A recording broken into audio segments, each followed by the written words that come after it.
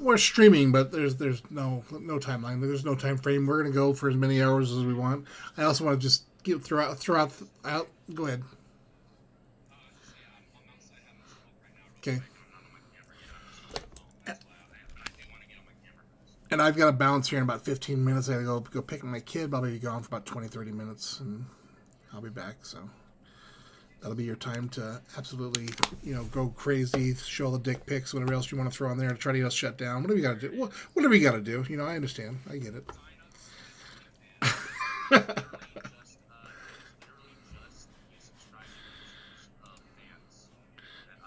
Nice.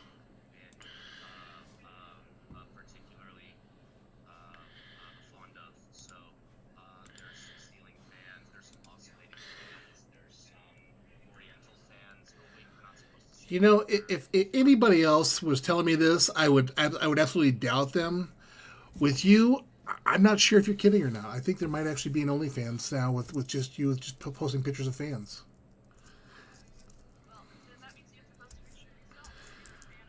There you go. That's so. If you're looking at the stream right now, you'll see I have a my Zen thing going right now. Actually, looks like it stopped, but so I can't put on my camera here, and I don't know. It's a little irritating. What the hell? You know what? I'm gonna shut all that down and play around that way when I get back. Anyway, so Game Master, you've been quiet this whole time.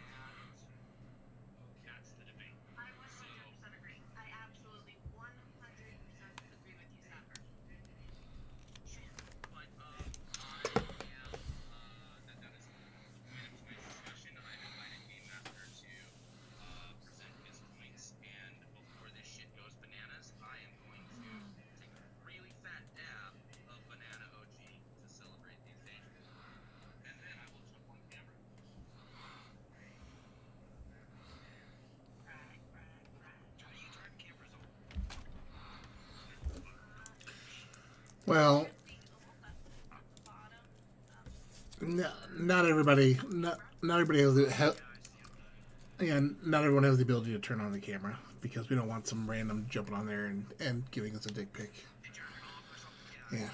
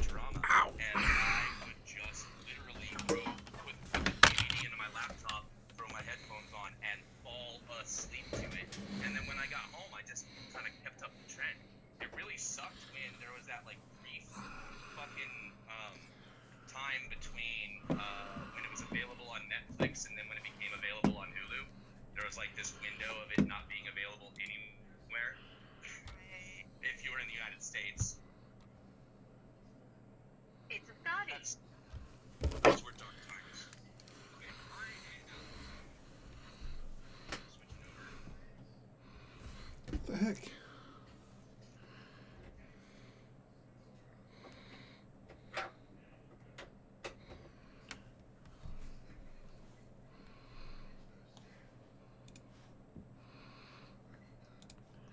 Yeah, I'm not sure what's going on with my camera. It just keeps freaking out and shutting off.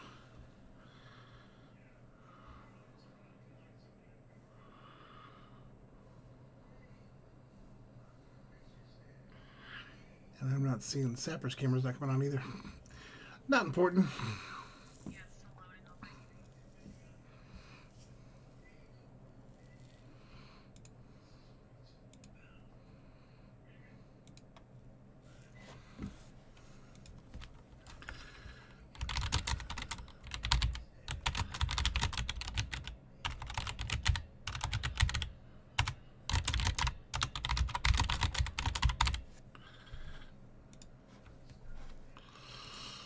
I wonder if it's got anything to do with OBS. I don't know why his didn't load either. Hey, can you hear me now? Yep, I hear you. Alright. And Dave, you're. That was weird. Like, I just had to disconnect and reconnect. Yeah, I'm thinking about disconnecting and trying myself too. But Dave, yeah, you're welcome to come up, Dave. For this, I'm actually going to jump off the stage, go pick up my kid, and we'll let Sapper and Game Master talk for a bit, and see how that goes.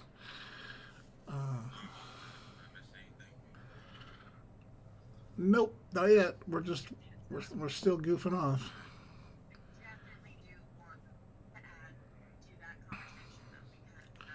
Oh yeah.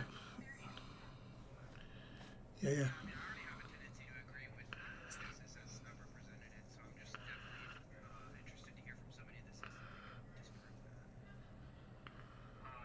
Right, so I caught the tail of that. So the thesis that I presented it, I do want to ask Game Master before we begin, do you think that I accurately presented what our conversation was prior to now?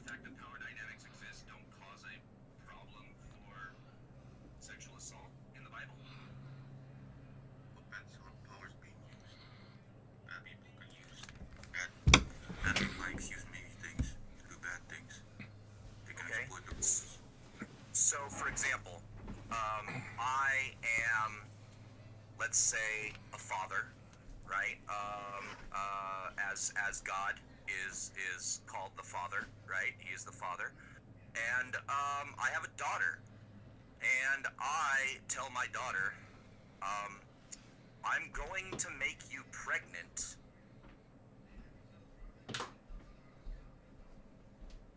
And that's it. I just say, that is going to happen. Does my daughter have the power to say no? Yeah, if she wants to. But I'm more powerful than her, and regardless of what she says, I am capable of making it happen. Regardless. Especially if she is, say, 14 years old, and I am, let's just say for the sake of argument, infinitely more powerful than a 14-year-old by comparison. So if I am infinitely more powerful than this person, and I say, I am going to make you pregnant, does that, and whether they say no or not, I have the power to make it happen. Are they capable of consent? Well, Is that 14-year-old girl capable of consent? he can make it happen, but he chose not to. That's called relenting. No, he actually did choose to. I'm talking about Mary. I'm talking about God actually commanding Mary, I'm going to make you pregnant. I'm infinitely more powerful than you.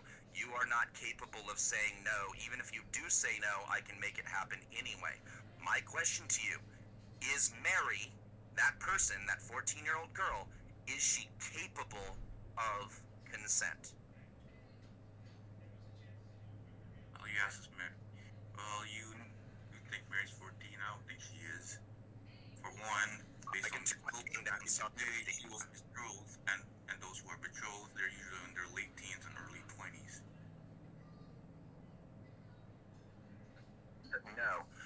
In fact, the ancient Greek word, if I'm not mistaken, I can double check, but the ancient Greek word that was used in the Bible specifically meant young girl, which translated it was a young maiden. This word was used to describe not a woman of what we would consider legal age today. But even if she was 19, she was 20, the age really doesn't matter. We're talking about somebody who is infinitely more powerful than the person. If I am infinitely more powerful than my daughter, and I wish to force myself upon her, is she capable of consent? That is the question. Is she capable of consent? She has free will. Remember that. She says no, you gotta respect that. And that's the gift he gave everyone. Okay, and I ignore it. One second, Then guys. And you're not God. Sapper. Yeah, I have a you're question right. for you. Go ahead. I have a quick question for Sapper here. Just so sorry, this is like an audio quality issue. Are you able to move your mic away from your face a little bit, Sapper? Yeah. How's that? Is that better? I think so. We'll have to see. It's coming like a little scratchy. Is either your Windows or your Discord right now set to the mic that's on your headset instead of the one that's on the boom? That's what it sounds like. It sounds like it's the one set to your headset. No, it is. I'm checking right now. It is the one on the boom. Wait, it could be. Hold on. Yeah, 'cause there was Sometimes Discord. Wait, did it change when I moved? It did not It change. did not. Okay. Sometimes the computer itself will change the speaker. Yeah, there's like the Discord sound settings, and then Windows has like a panel that's got Device. like the same options. Okay, here's what I will try. I do have a gain knob. Let me.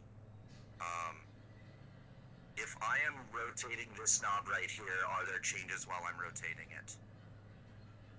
It kind of does. It's almost. Is that like Okay. a gain? Did you say gain? Yeah, good. Yeah, it does sound like you're twisting a gain knob. Okay. Maybe you are hooked into that mic. Okay. Keep So twisting it while you talk, and we'll dial in Okay. the space. okay.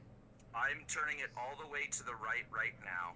It is all the way to the right. I am turning it all the way to the left slowly. What is happening as I turn it to the left? Am I coming down? Too far. Louder. Yeah, go back to the right. The left makes it Okay, really going, threatening. going back up to the right, going back up to the right. Starting How to is get this? good. How is this now? Is this better? Much better. Yeah. Okay. Better. All right. So this gain right here, are we in a good spot? Yep. Okay. Thank you for helping me with the audio quality because I plan on clipping this later. All right. So sorry. I'm gonna be trying to butt in. So if you hear my voice, if you can, I'm gonna be trying to dial in options and also make sure we can all get a chance to speak. All right. Yes. All So, I believe question it was Game Master's response. do you need the question repeated? I just said you're not God, so unfortunately. I know I'm not. Well, you're not gonna respect your daughter's free will, so I don't know what to say to you. That was a hypothetical. I hope you really understand that there's no way in hell that I was using that as an example because I didn't want to put it on anybody else but myself. What, you assume God would do the same? He did. He did do the same in your story. Yeah, he's using this as an analogy to what's gone on with Mary, right? Do I understand that right? That is correct. Yeah. So he's exactly saying that that's what God has done. Mary consented to his will, so Is she capable of consent? Even no, I understand that there is a passage that said Mary agrees. I'm saying whether she agreed or not, is she capable of consent? yeah. How? How is she capable of consent in a power dynamic where the person demanding something of her is infinitely more powerful than she is? One, she was betrothed at a young age, well, pre-teen age, betrothed, and then when she got pregnant, that was in her late teens. Betrothed. So betrothed means to be assigned to marry somebody regardless of your will. Is that correct? Well, yeah, pretty much. So you just said she doesn't have free will. If she doesn't have free will, she can't consent. Being betrothed is common practice. It's even sometimes pretty common today, okay? That doesn't mean it is consensual. Yeah, all right. But just to say that was God's will, that doesn't mean God violated her consent. By your own logic, God violated Mary's consent. Because if she was betrothed, she didn't have the will to make that choice. who made the betrothal? God, right? Okay. Yeah, don't assume everything is God's will. That's the response. The betrothal with Joseph, you mean? Yeah. Her parents, most likely. Yeah, there you go. Now you're getting it. Okay, sure. Okay, so again, you're talking about her relationship and her marriage to Joseph. I'm talking about God coming in and knocking her up. So, okay, so Jesus was not the Son of God? No. God did not make Mary pregnant? Well, for one, you assume Jesus has to be made. Jesus already existed with God before he even went down into this world through Mary. He just sent Jesus down to the world using Mary as the vessel. He was born as a human. He was born fully human and full divine. Okay, but he was born from whom? Who gave birth to him? Mary. Okay, so God made her pregnant, right? Yes, all right. Yeah. Okay, so yeah. God knocked up Mary. That was an accurate statement, right? No, he did not. He just sent his son. Okay, so I have a quick question for you. Was Jesus ever did he develop in Mary's womb? Yeah. How else do you think he's gonna grow?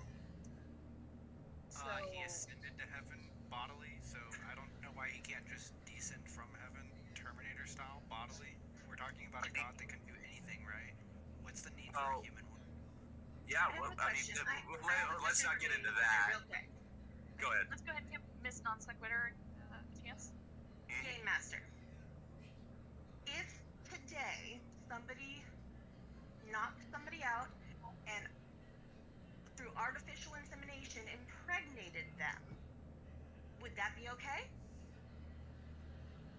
No. No. Why was it okay when God did it? I already talked to Mary. She said she was okay with it. She was ready for what's gonna happen. But again, the power dynamic. He is infinitely more powerful than her. Regardless of whether or not she says yes or no, when he commands something,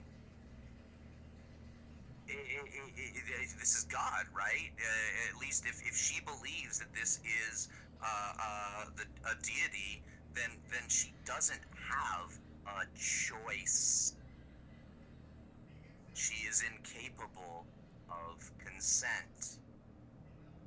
Why? Because he sees everything coming. He knows what he's gonna. He knows what she's gonna answer. That's why. So she doesn't have free will then. We come back to that same problem. Because if he knows everything that's going to happen, then there is no free will. I mean, I would love to get into the problem with omniscience, but I really want to stick with the God raped Mary part. Because the focus of this conversation is how the Bible, how the God of the Bible condones, commands, and commits rape. And we're just on the Mary bit. We're just in committing the bit, not the commanding and condoning. Sigh. Sorry. No, you're good. I'm telling you, like, you're getting yourself stuck in the same logic circle here, because by your own words, she is incapable of consent. I'm just trying to get you to see that you are saying that. Yeah, hold on. I'm a bit lost at this point. So. Unsurprised. Yeah, go ahead. Just because he sees things, he can see everything coming. Doesn't mean he's not gonna, he's gonna. How do you say this?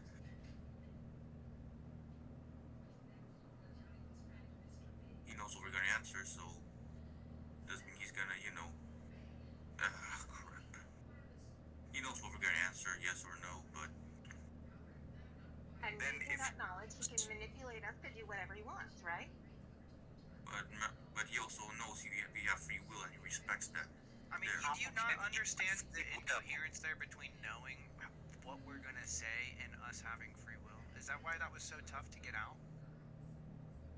It seems like you acknowledge there's this incoherence between us having a future that's known and us also having the ability to decide to do different things in any given moment. Yeah, and he knows all the possibilities, so. Okay. Well, knowing all the possibilities isn't the same as knowing which possibility is going to happen. Ross, no. Like I know all the cards in a deck of cards, right? Like I can name them off to you, and I know that if you draw from that deck, it's going to be one of these cards. I know all the possibilities, but that doesn't mean I have knowledge of what card is going to be drawn if someone draws off the top of the deck. And furthermore, if you know which card they are going to draw ahead of time, did they ever have a choice? Like seriously, there's a literally line in the Matrix, right? When Neo knocks over the vase, right after the Oracle says, "Don't worry about the vase," he's like, "What vase?" Turns around and knocks it over, and he says, "I'm sorry." She says, "Don't worry about it." Now, what's really going to bake your noodle later is, would you have still knocked the vase over if I hadn't said anything? It's the same thing. If you know the outcome of something, then there is no free will. Even counting cards, which is a totally unsupernatural way of telling the future in gambling. And you Is it in the forgot that our rules? people also have that same free will and it can affect other people as well.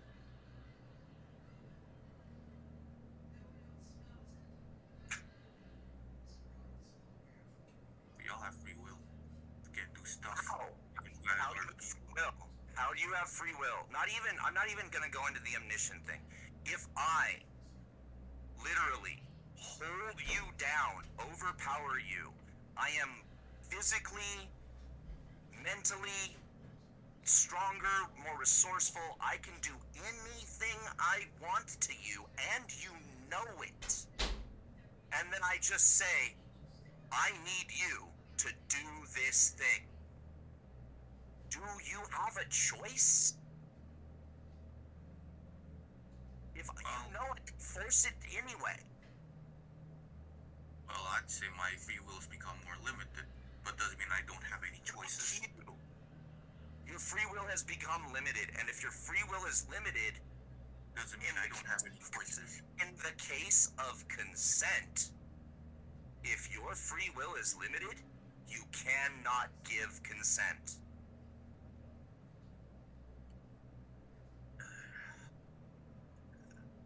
And I don't really buy the idea of limited free will. You either have it or you don't. It's kind of a true dichotomy.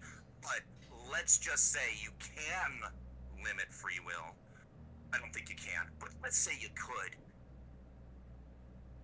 You can't give consent. If your free will is limited in any way, you can't.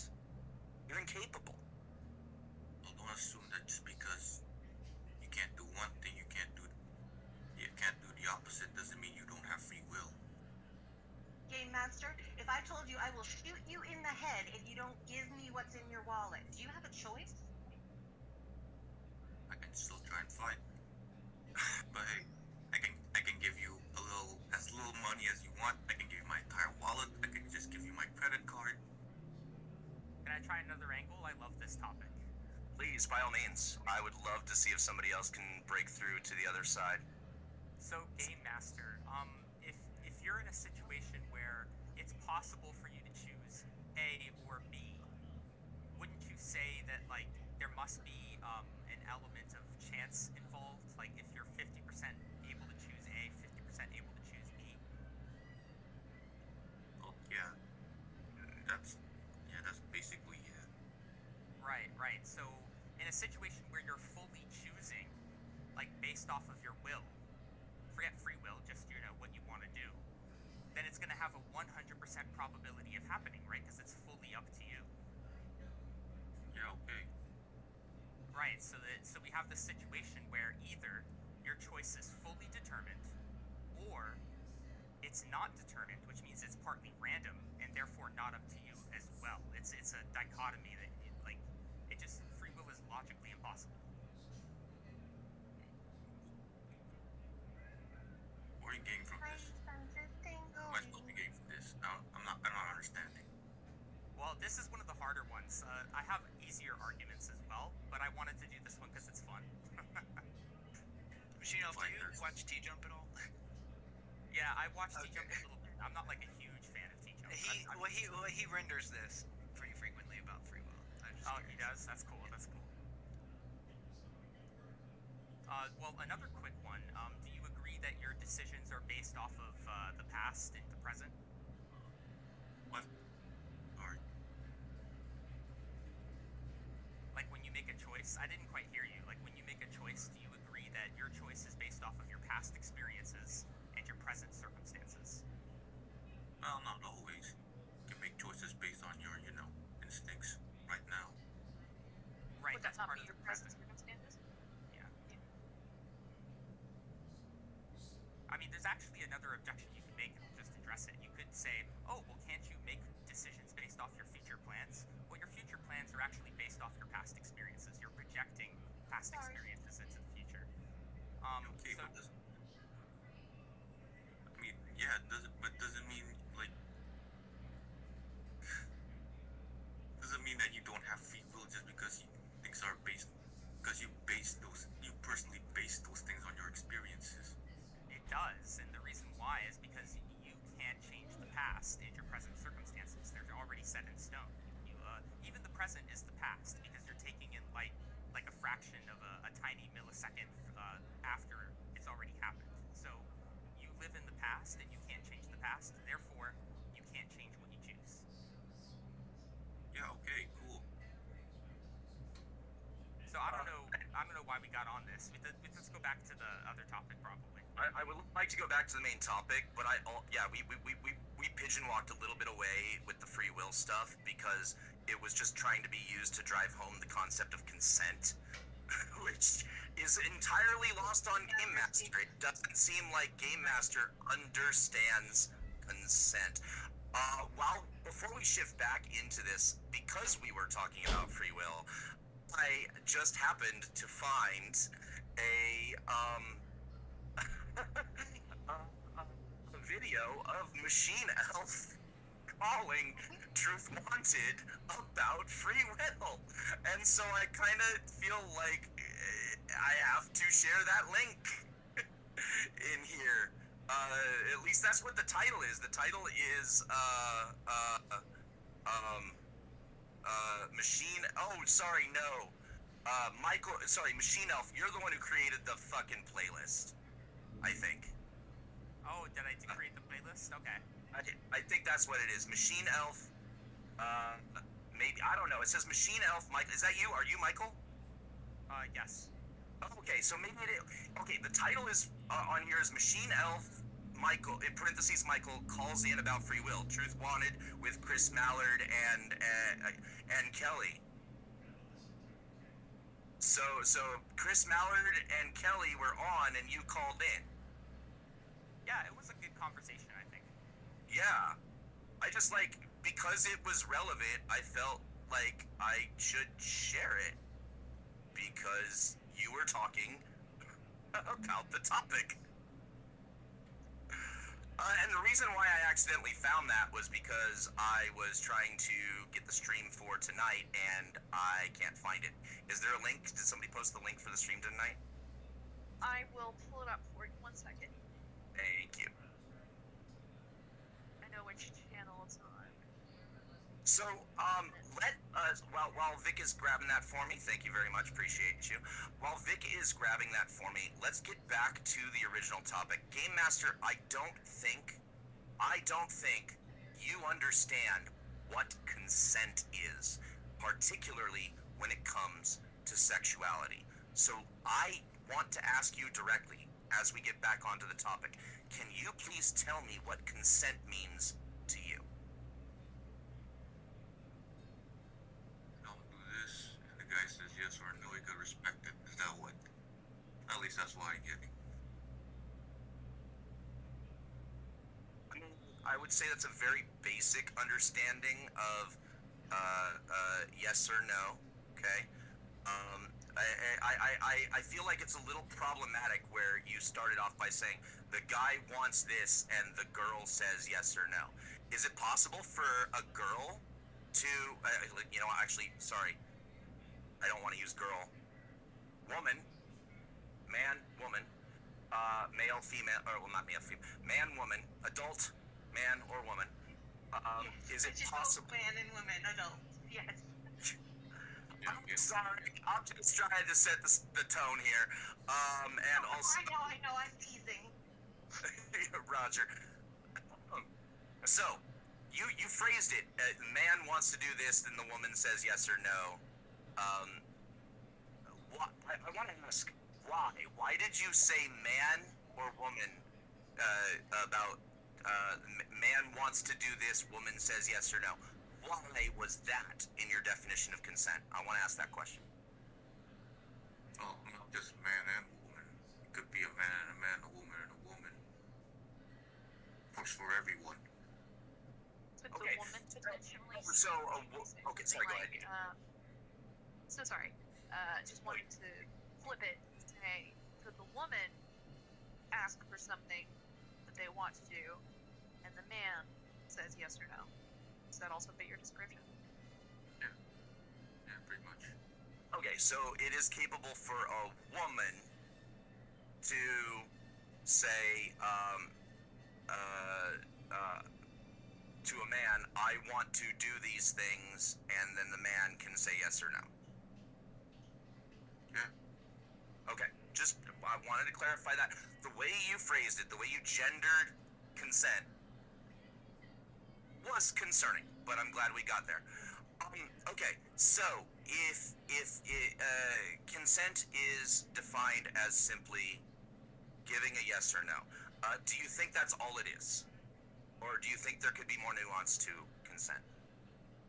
Well, I mean, I think that's the easiest way people understand it. So, Yeah. Well, what Game if I Master, do said? you think there's circumstances? I'm I don't sorry. Go know. Sorry. Right, let's Sorry. Game let's Master. JT What if? first, and then Miss Non Sequitur. I was just. Thank you. I hear where you're going. I'll avoid. I was just saying, Game Master. Do you think that there's circumstances where a person could say yes, and you and I would both agree that consent wasn't there? Like we acknowledge that it's incomplete to just say it's either yes or no because you could like coerce a yes out of somebody. well, who knows really? Better than the guy can say no. I'm sorry. Who knows what? Oh yeah, you can coerce people. Who but knows doesn't if mean- somebody can be coerced? Okay, sure. So we can modify the definition a little bit from here, right? We can say it involves a yes or a no that is not coerced. There's no like force, threat of force, threats of any, you know what I mean?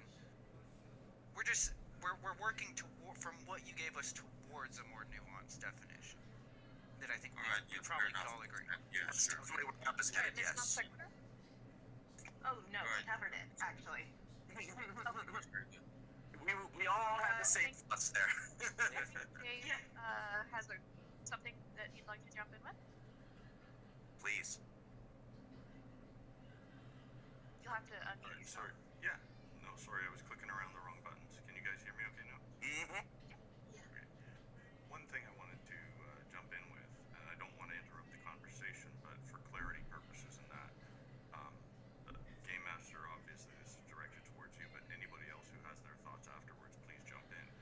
But do you agree that there are problems, that consent is problematic when a person in a position of power, like somebody in the military who's above you, somebody who's a manager above you, somebody who is a person of political influence above you, when that person is requesting your consent, there is an influence of power, control, or their influence on your life.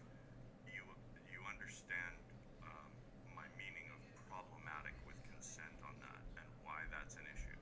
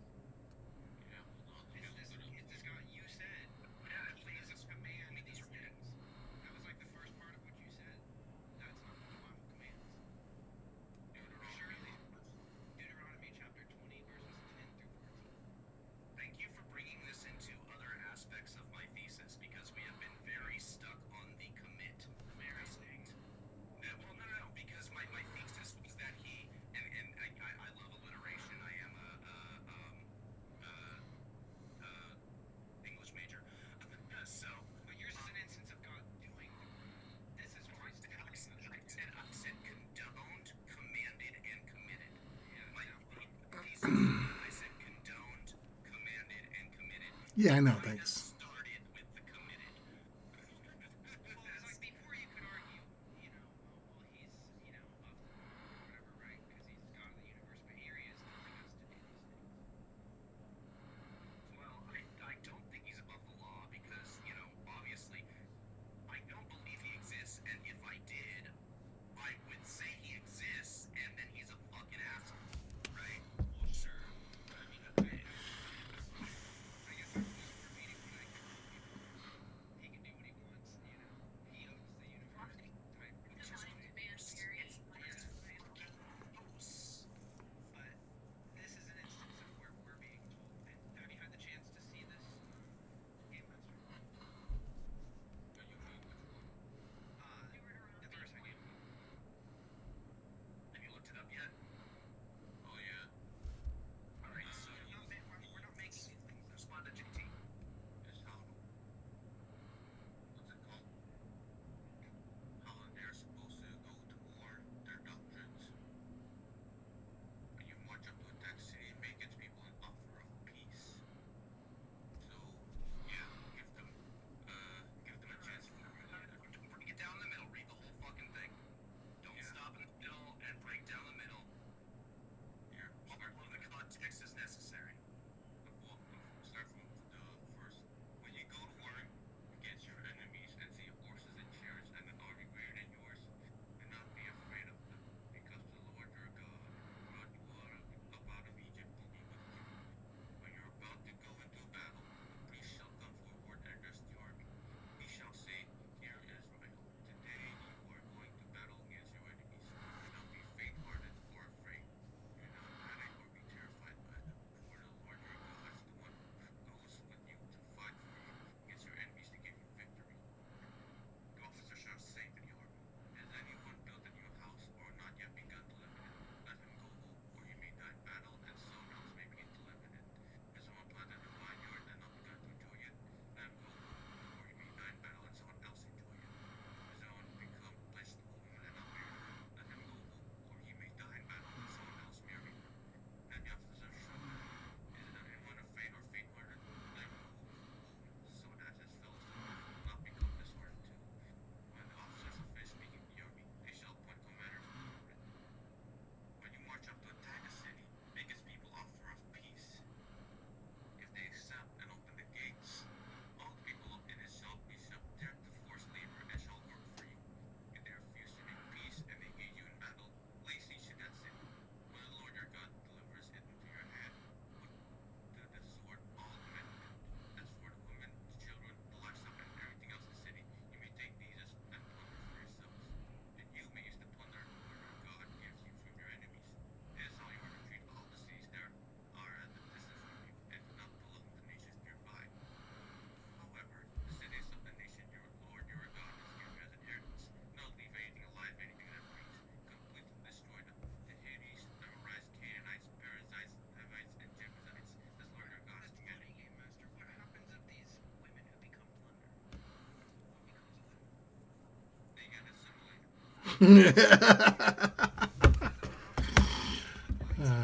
Because that's actually described in Deuteronomy 21, chapter 14. You will be assimilated. Oh my god, I've got fucking 7 of 9 flashbacks. Please tell me that at least one of the assimilators has her tits.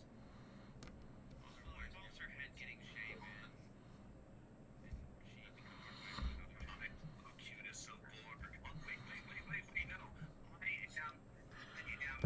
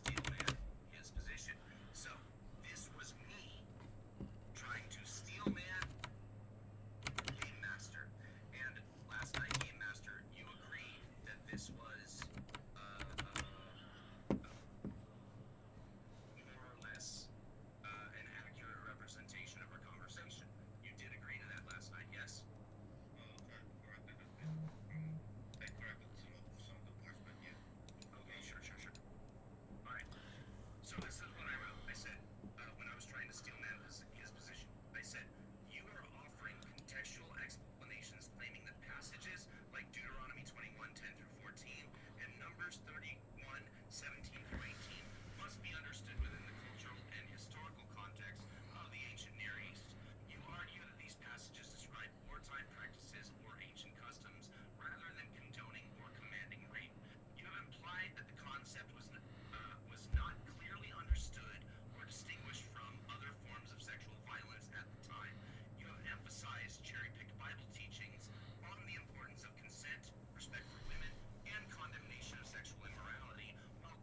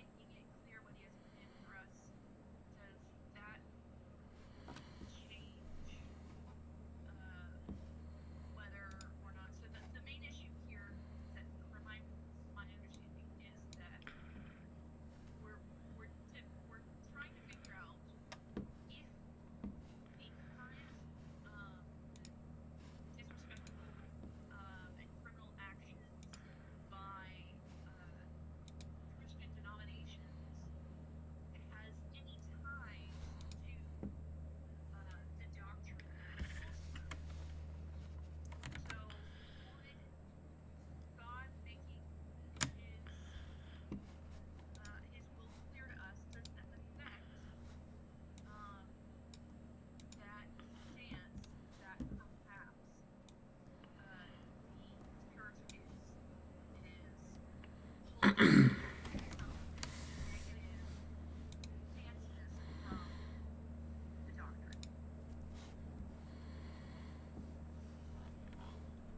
the assumption that God also causes bad things, which, of course, I highly disagree, but, well, the thing is, bad things will always happen. Bad people exist, and there's nothing we can't do anything to them. They're gonna keep existing till the end of time.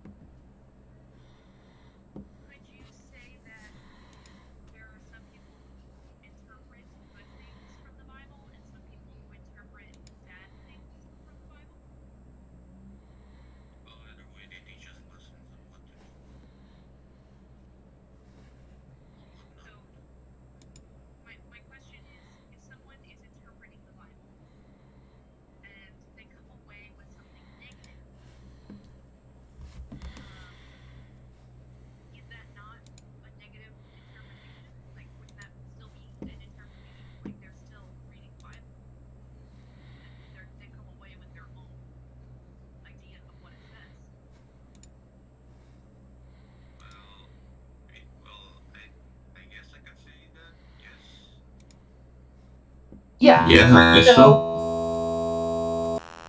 And I just, from What I've seen, I see people come up with all sorts of different interpretations, and some are good and some are bad, relatively speaking, based on you know goals to uh, help the community and ensure each other's welfare just, and from try and what I've minimize seen, unnecessary suffering. Like I could see both occurring when when someone quotes a verse to me and say that's the reason why you know you as a person don't matter, um, and therefore Am they I audible can now? do whatever they want. That Yes, that could be a problem, right? Oh, Okay. I was trying to bust in earlier, real quick, about audibility. I just had a friend tell me that the stream itself, give me a second, who is listening, it's just I just tried to listen, but the audio is not really listenable. I can only hear the streamer's mechanical keyboard, not the people talking. But then as I started talking, got a text message that said better.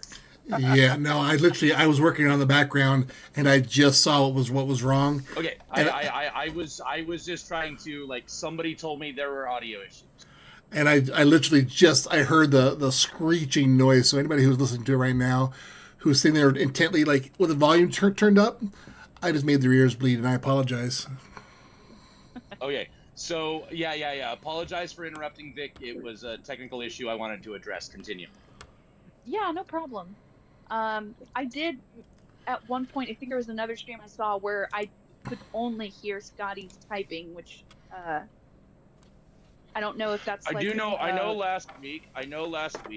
Like I could still hear the stream, but yeah, every time Scotty was typing, it was like. Part of the problem is that for some reason OBS and Discord do not play nice together, and or not OBS but Streamlabs. And I keep having to go back and change my defaults and change my sources because when I close them down and come back, they've all changed again. Like it seems like they just do it randomly. So, yeah. To my followers who are paying attention, because I know I got a couple. Y'all know we've had the same problems. So I need to get more a better of a pre-show check and see what everything's going on, and I just hadn't done that, and since I had to run away to go pick up my kid and all that stuff. So apologies. Yay. If it makes anyone feel any better, I've heard nothing but voices. Yeah, the Discord's been running fine here, but unfortunately, right. the source to push the Discord to YouTube has been Streamlabs, and it's been So yeah, this is we're talking about. Sorry, my stutter just fucking went on overdrive there. This is the YouTube push out that we're talking about. Yeah, you're not gonna have any problems in Discord. We're all hearing each other on Discord, but there were audio issues on the Discord stream, or sorry, the YouTube stream. But seems like we fixed them. Yeah, I need somebody to check it on the other side and say, hey, Scotty, you suck, and fix it, or hey, it's working fine. So, and I just didn't do that this time. We just kind of did our thing, and off we went. Well, hey, you know what? Shout out to my buddy Coochie Mane, who alerted me to the audio issues. Feel free to send me a love you, Dominic. Thanks, Dom. Feel free to send me a personal message and say, hey, fucktard, fix your shit. Yeah. DM Scotty for all problems with the audio. Exactly. Yeah, I'm the genius over here, so apologies. Do we remember where we were before we went off of a tangent, or? I am so sorry for that interruption, but yeah, you know what. No problem. I'm just about to hand it back over. I wanted to make sure that we got Game Master's main points here. And so what I wanted to ask, I think this is probably my last line of questioning. If God makes his commands clear through doctrine, correct? Through doctrine? Yeah. Well, yeah, I guess, yeah. Yeah, so it makes it clear through doctrine, because, I mean, that's the only source that I've ever been exposed to that, I mean, assuming that you also believe in the Christian Bible. Um, Yeah. if he makes his commands clear through doctrine, if people are coming away with various interpretations that, even by your standards, so just your standard alone, could be negative or positive, is it still clear? Well, I'd say it's more to the people. It's more because of the people. They have their own. I mean, we make sense the world differently. All right. But They what do you mean by clear then, when God makes his commands clear? well, it's either you take it as the advice it is, or you reject it. That's how it goes. Okay, so whatever they're seeing, should they all be seeing the same advice? Like they should all interpret it the same? Well, yeah, it should be. Yeah. But we do see that people are taking different interpretations, right? Well, yeah. I mean, otherwise we wouldn't have all these denominations, I would say. Well, they're all going their own parts, I'd say. One's more spiritual, one's more, pra- practical, I'd say. There there are a lot of differences, and a lot of them have different interpretations of doctrine. Um, uh, this is just coming from someone who grew up uh, with my mother running a multi-faith organization where all sorts of different denominations would all work together, and they would all bicker and argue over the same piece of doctrine. So if there was like, one verse, they would argue over what that verse meant. Well, yeah. Yeah, so there's definitely disagreements on what the verses mean. So if it's clear, maybe it's not so much just about like whether they accept it or reject it, right? Well, yeah, but I guess to each their own. People are different after all. But even then, you can always ask them. I think the fact that we have so many uh disagreements about what any particular verse may say, it's maybe not coming across as clear, especially when people will say, I live my life, by God's commands in the Bible. And if you have two people saying that, you can see like two totally different lifestyles, right? Well, yeah, I guess so, yeah. Yeah. So I would say that, especially when we're talking about something that wasn't we're not looking at something in its original language. So it's anytime there's going to be translations, it's not going to be 100% clear. So the fact that the Old Testament is in both Hebrew and in Aramaic, ancient Hebrew at that, and that the New Testament is in Koine Greek, um,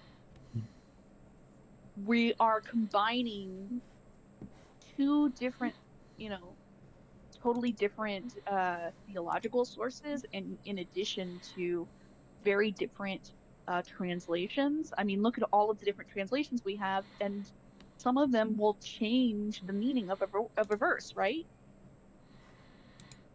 But you also gotta remember what God is like, what He expects from us too. How do we remember that? By reading the script. But the scripture is what we're struggling to understand with all these different, translations and all that. Well, to be honest, yeah, I'm not really sure, but it's clear on God's nature is already clear enough. We already have that, and read the Bible with that in mind. We have to read the Bible with that in mind. We have to read the Bible with the Bible in mind. Is that what you mean? With God's nature, while knowing what God's nature is supposed to be, what God nature is like. Sorry, I just wanted to ask. You said that we know God's nature through the Scripture, right? Well, yeah, yeah. To be honest, I'm not so sure, but that's the point. Is just keep in mind of God's nature, and How do we with know that in God's mind, nature? Go ahead, Miss non sequitur. I was just wondering, how can we be sure of God's nature? I mean, it's not through Scripture at the same time. So, well, I don't know. We could retranslate things. Things can be retranslated. Language is hard to keep up. What are we I think- retranslating? Yeah, I think the struggle is we're not really sure. Like, we don't have an original to look at, and anytime you translate languages, people are going to have a different interpretation of that language. Yeah, but yeah, and, exactly. And even Same. throughout, sorry. Well, I suppose But my he- issue isn't merely that something could get lost in translation. It's that you're making an inherently circular appeal then, if you're like talking about where God's nature is. Well, coming yeah, that's from, the and it's problem coming from here. the Scripture. It doesn't matter how many And- times you translate it or whatever. Well, yeah, that's the problem. I saw that coming. Yeah. Yeah, it's kind of hard to And even explain if we- actually. Yeah, that's kind of why I brought up why we're struggling here, because we don't have something to reference when we're looking at something and we want to make sure that we're looking at it right. We need something else that we know is right to reference. But how can we do that with the same thing that we're looking at? You see what I'm saying? And even if we, Sorry, go ahead. sorry, even if we go by the Bible as it is, God's nature has changed throughout the Bible itself in our current translation. So, how do we reconcile that? Most of the time, I just say have a little faith. I guess. What does you that have- mean to you? Well, sure, but when's the most recent writing in the Bible? I'd say have a little faith. I don't know. Some things you just can't, take a logical look at it. How do you know that God's nature right now isn't drastically different from the most recent writing in the Bible, if it changed so much in the span that the Bible was written? And if you don't have any modern scripture to rely on, how can you make any claims about, you know what I mean, what his nature is now? Well, all the scripture is pretty clear on what his nature is supposed to be like. Oh, I thought you just... I disagree. I'm sorry, I thought you just acknowledged that his nature changed throughout the Bible. I No, might have misheard you. No. He's the same human being till the end. Okay, sure, yeah. So in that the Old criticism is Testament nothing. and the New Testament, Yeah. his nature was just the same? Yeah. Five Yeah? only. Yeah. What is his nature So again? let's burn the babies and let's save all humanity? That's just equal? Yeah, I don't know which verse you're taking this from. Burning babies. Okay, not burning, drowning. Egyptians. Exodus. Noah's flood. The flood? No, the flood. Well, What do you expect? I guess I kind of Those expect those people are. some consistency. I mean, what do you expect? People are evil. From what? Game Master, you can appreciate how "what do you expect" is an unsatisfying response, right? Like, if we're Well, being people honest. are evil. Bad thing. So People are evil, everyone and is evil. Is God evil? Well, whose fault was that? Okay, hold on. Sorry. Because the book one at a says that time. the book says that God acknowledges and that it was his problem there, and it says that he did it because he regretted making humans. And the rainbow was his promise never to do it again. because Yeah, he was so sad that he did Motherfuck, it. I've been muted. So people are Yeah. evil, but we get to bear the brunt of whose mistakes? oh yeah, that's Okay. we.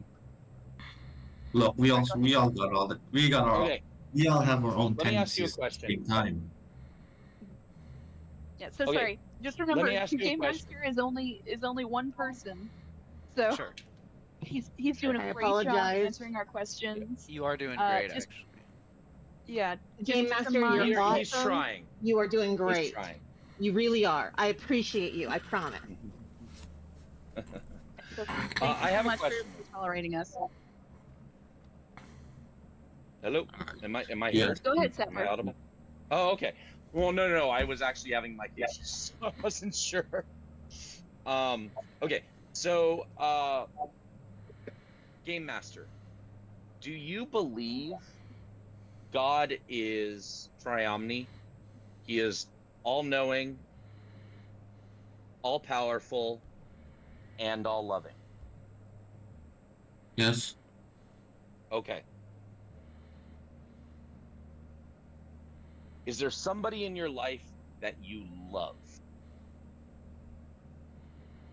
Mm, Mother, father, sister, brother, hold partner, on.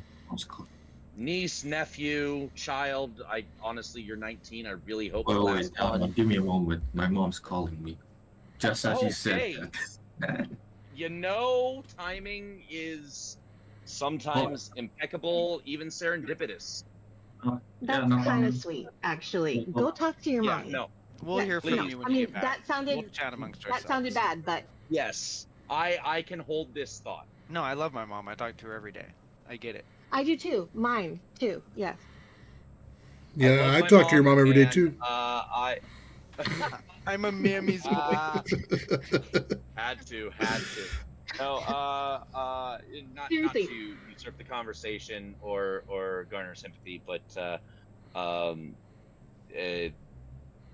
on a very regular basis, I am my mom's taxi to and from chemo. So, Oh yeah, for sure. Right. Yeah. Absolutely. My hardcore Mormon mom is my very best Mhm. friend. you know, I love it, and you and I could probably have amazing conversations about I bet. our hardcore Mormon mothers, because And I'd love to. oh man, honestly, if we do get past this, it wouldn't be a horrible second topic. Oh yeah, that might be fun. That might be a fun I'm icebreaker. good to go now, apparently. So everyone- my mom Yeah, wants me to go. no. I was Baptist. I was Sorry. raised Baptist. Hold on one Game second. Master Game is Master. back. Okay. Did you Is say it? Yes. Okay, 100%. Come on back to us. Oh yeah, my mom just invited me to go to lunch, so I'm not sure how much time I have left, but all right, I'll Okay, try and make it. You know, and if we don't finish this conversation tonight, that's fine. You have been, I want to say, at the very least, even though I don't agree with you on a lot of things, you've been a very honest interlocutor. So I'm gonna give that to you, and I appreciate you for it. And I would love to continue this conversation another time, pick it up from where we left off, if possible. But if you do have to leave soon, I want to finish, if I can, especially since you and I were the progenitors of this conversation. I want to finish by asking you, we talked about, God is all-knowing, all-powerful, all-loving. And I asked you, is there somebody in your life that you love? And the fact that your mom called in at that time was fucking beautiful. The fact that you're going to lunch with her, even better. So, do you love your mother? Yeah. Would you say that you love her unconditionally? Well, I have my experiences, but yeah, I suppose. So, there's nothing that your mother could do to you that would make you stop loving her. Is that correct? Well, yeah, all right, sure. So, let's say you go to lunch today and your mother says, I've always hated you. I'm cutting you out of the will. You're dead to me. I move on. I, in fact, am so disappointed in you as a child that I am going to send you to a prison where you will be tortured for eternity or the rest of your existing days, whatever you want to look at. If your mother did that to you, would you still love her? Yeah. Okay. Look, she's my mom, okay? Remember all the bad So things if she your did. mom just says, I'm disappointed in you, you were never a good son, you fucked up in everything that I expected you to do, and so I have arranged for you to be imprisoned and tortured, you would still love your mother. Yeah. But for the things I'm angry at, I'm still angry. But she's still my mom. Dude, that's fucking gross. If your mom I said, mean, I think if it's your mom, fucking nuts, but I gotta believe you. I if your mom believe he's said, being honest, and that's what's fucking gross. I do too. If I'm your, sorry, non sequitur, go ahead. sorry. If I your was mom never- said, no, Game Master, listen to me. If your mom said, yesterday you talked bad about me. You've been a wonderful son your entire life, but yesterday you talked bad about me and you don't feel sorry. So I'm going to send you to this prison where you'll be tortured forever. Would that be fair? Get used to disappointment. What the fucking A, man? You want? Let me just clarify. You No. think that Well, it's get used just to disappointment.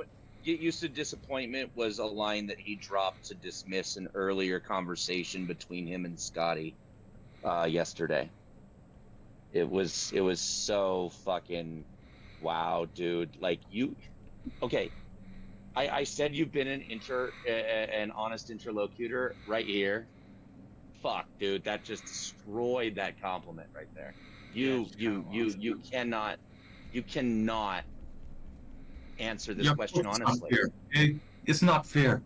Nothing is ever fair. So why worship a God who doesn't? You say he's all loving, he's all powerful, and he's all knowing, but he's not fair? Why? Why is that something that you put your faith in? I want the answer to the question, why? No, life is not fair. No, why do you put your faith into a deity who claims to be all loving, but does that?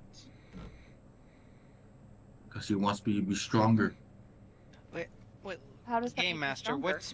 why, what's the point of all this? How does Seriously. hell for eternity make you stronger? The threat of You said hell what makes you stronger. What doesn't like, kill can't you? we conform to God's will and have free will and also never sin? Well, yeah. to Then stumble why and isn't follow that the him. situation that every human is in? If God is all knowing, all powerful, he can do anything. He knows everything and can do anything. Could he not have made a world that No, he did this make wasn't no, stop it. necessary? He did make this world. Game Master. Right. Do you have free will in heaven? Yeah? No. Is there yes, is there sin in heaven? No. Okay. So what's the fucking point of this world? God is capable. God not only is God capable another of line. making a world without sin, that preserves your free will. Let's let JT go for a little bit, because Well, I'm just Mhm. curious here. Mhm. What's the point of all? You acknowledge that not only is it possible, but it has been done by your God. It's actually the next phase if you just pass the trial here.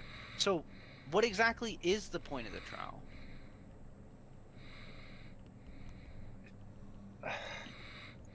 It's to be morally good. Well, no, but God isn't if he morally makes good. if he just makes only the world where we have free will but there's no sin, then we're just by definition already morally good, because we by definition conform to God's will by being incapable of sin, but also, as you've acknowledged, free will is preserved. Just because he can't do bad things anymore doesn't mean free will doesn't exist. Wait. You can't do bad things anymore? No. That Whoa. Anymore? You've said Can't- that in heaven can't. free will exists and there's no sin. My whole criticism is, why is that not the only world? I don't know. And I gotta throw this in. You said he can't do this anymore. Is he all powerful? Is God all powerful? Is God all powerful? Yes or no question. I didn't say I can't do this anymore. What? No. Yeah, he Is is all God all powerful. powerful? Yes or no? Yes, he is. Okay. So why can't he do something? Just because God doesn't share the same traits we have doesn't make him any less perfect. No. If he's all powerful, why is there something he can't do? Because he relented. It's not he can't do it. He chose not to do anything about it. For us. Why? Why would he choose? Because he loves us. He respects us. It's literally Oh, just he- it's he- literally just a God's already capable of making a world without sin that preserves free will, and the only thing is there's a gullibility trial beforehand. Alright, look. I gotta prepare myself soon. Fair No, enough. no, mean, listen, I get Game it. Master, You gotta go. you really, no, honestly, I appreciate you, Game Master. You have been pretty awesome as far as things go, and you should go to lunch with your mother, and you should have a good time and tell her how much you love her, because that I is agree. what makes people happy. So, I agree that he should do full those life. things. I am still going to say your beliefs are fucking gross. This is something I have said repeatedly to you in text, because that too. you are a rape apologist. Whether you like that term or not, you have been apologizing to rape for how long is this? What time is it? It is. You've been going for about an hour, if not an hour and a half, being a rape apologist, I'm gonna and go that now. is what you have been doing. So, Alright, I'm gonna go now, yeah. I, whether or not you agree with me saying that you are a rape apologist, the reason why I invited you to this conversation, the reason why I wanted other people to witness it, is because I have been saying you are a rape apologist, and now Yeah, a lot of I'll be other going people now. have I'll heard see you you later. be a rape apologist. Already back down. Oh, he did say you have to go. You had to go, so He did say he had to go, and those were my final words of the conversation I wanted to have with him. I'm just gonna say, Game Master, if you watch this back, I think that the answers you provided are bad. I think you probably can see why we think that they're bad, and please think about them for more time if you hear this. I have repeatedly asked him. One of the things that I at the end, seriously, and Scotty can back me up. For the last 5 days, at the end of each day, I have asked him this question. Please take some time to self-reflect and ask yourself, why is every person I talk to in this channel saying that I am being a rape apologist? Ask yourself that question. And he kept coming back with, I guess my phrasing was bad. Like, no. It has nothing to do with your phrasing. You are being a rape apologist. You are providing apologetics for rape. Yeah, at some point or another, it's just like that's the semantic meaning of like the sentences you're saying. Yeah. Well, and that's what I had Well, no, asked there was for even a an argument. confirmation. Sorry, go ahead, Vic. I was just gonna say we had that conversation where I asked him for clarity. What would he prefer? What's wrong with it? What does he feel when he hears that? So I asked him, "What's the problem with rape apologetics?" And he said, "Well, it implies that I condone it." And I said, "Okay, so what part of it does apologetics to you mean that you condone something?"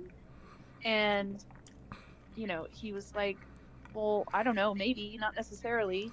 And I said, "Okay, let's take this back. Let's strip it to, the Trinity apologetics. What's wrong with the term Trinity apologetics? Do you condone the Trinity when you say that you're apologizing for it?" And he's like, "Well, yeah, like, that I am defending it." And I'm like, "Yeah, right. So He just this doesn't is like the subject we're talking connotation about." there.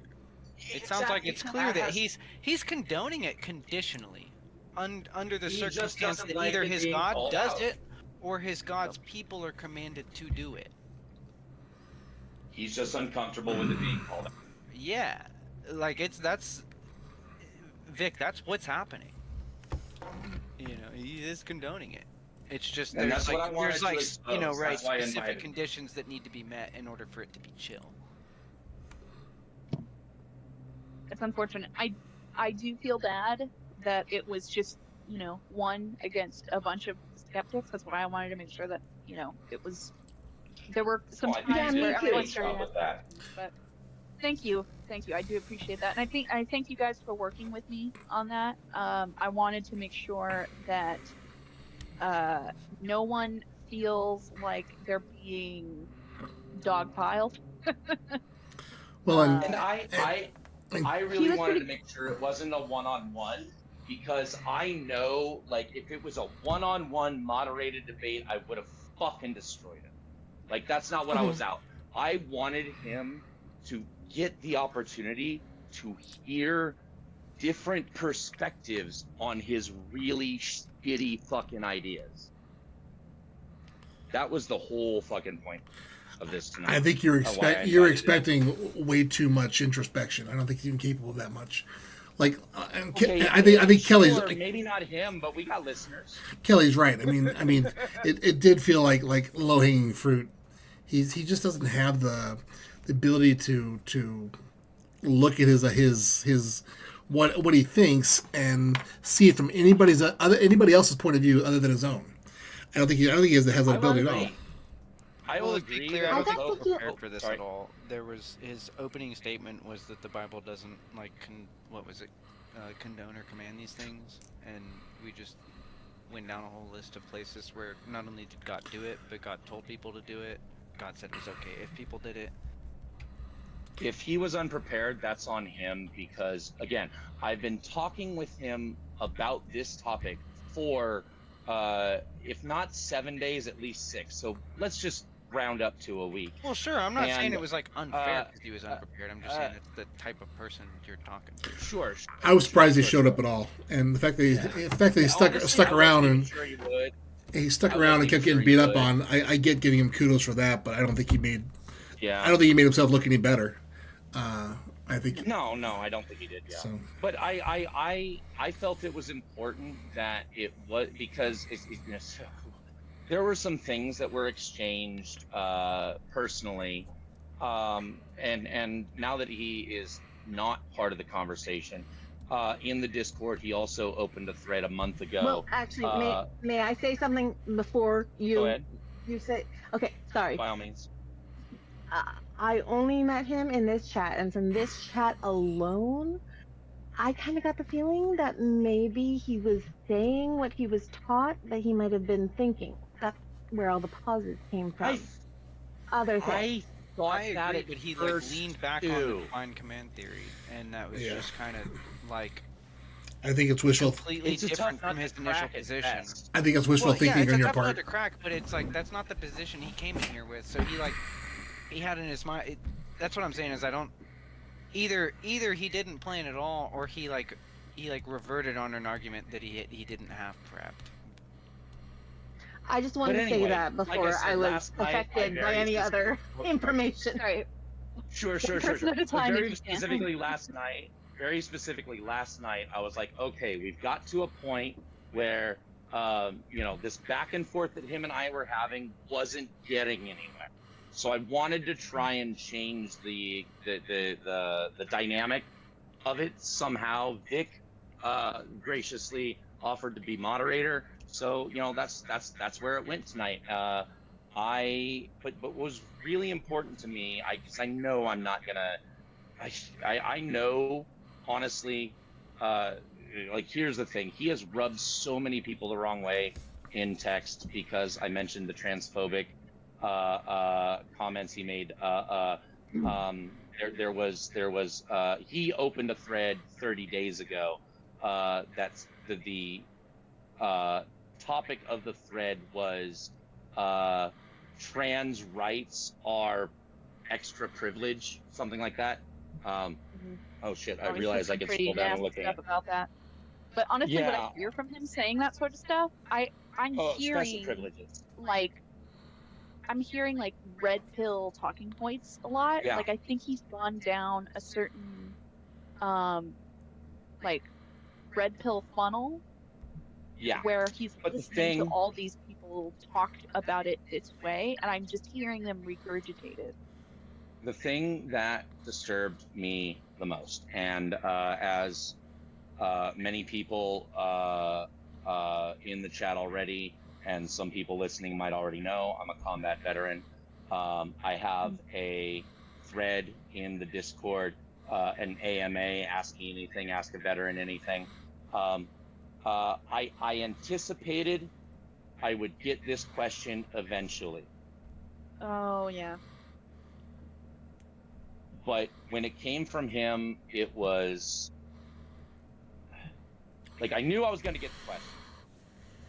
But when it came from him, there was an excitement in his back and forth. And we did go a little bit back and forth. He asked me, what does it feel like to kill somebody? And that was a huge fucking red flag for me. Now, my response was to say hey, this is not a topic I feel comfortable about discussing in detail. Yes, I have killed people. I'm not shy about that fact. I have experience taking human life, but it is not something that I really want to share with anybody but my therapist. What that makes me feel like, but I do want to share. It makes me feel compelled, and this is how I responded to him. It makes me feel compelled to tell people why you should never ask a veteran that question, because when you ask a veteran that question, you are asking that person to relive the potentially most traumatic experience of their life for the sake of your curiosity. So there are veterans like me, I'm not going to do it here on YouTube right now, who are willing to share some traumatic experiences in public, and I have done so in certain forums. But the thing that bothered me was this. It wasn't just simple curiosity. I was a teacher for 7 years, right? I had students who knew I was a veteran who would come up to me and be like, hey, Mr. Spaeth, have you ever killed anybody? And I had an expectation of that question being asked of me by young, immature people, and I was prepared for it, and I gave them the same answer, right? I never had a student listen to my response in a way that made me feel like they wanted to do it. I cannot say the same for Game Master. Game Master made me feel like he was asking me because he wanted to. Yeah. I got the feeling that he was wanting to learn how to get to that point. Huge red flag. Just for me, again, nothing to do with the theistic comments, but vaguely referring to the transphobic comments, and then literally him engaging me in a conversation that made me feel like he was asking advice on how to be a killer. That's dangerous. I appreciate you stopping that conversation where it was, because if it had gone any further, he would have started crossing into TOS violations there. Well, no shit. So I would have started crossing into my own violations, to be very clear. Yeah. So we definitely we don't want to have discussions about like how to hurt people and things like that. Yeah, no, exactly. And he was seeking that in conversation. I will say this out loud to everybody listening. It sucks. Fucking sucks taking a human life. Whether you wanted to or not, I didn't want to. I was in a position where I needed to, but man, you never forget it. You never live it down. Every fucking moment of that part of your life will return to you on a regular basis. Don't fucking do it. I've never served or anything like that, but I spent time in drug recovery communities, and because of the adjacency between drug addiction and like PTSD type stuff, I know better than to ask specific questions about those experiences. Can I, Honestly, before at we change 19, topics? Oh, go ahead. I was just gonna say, he claims he's 19. I mean, he sounds like he's in his older teens. You kind of don't.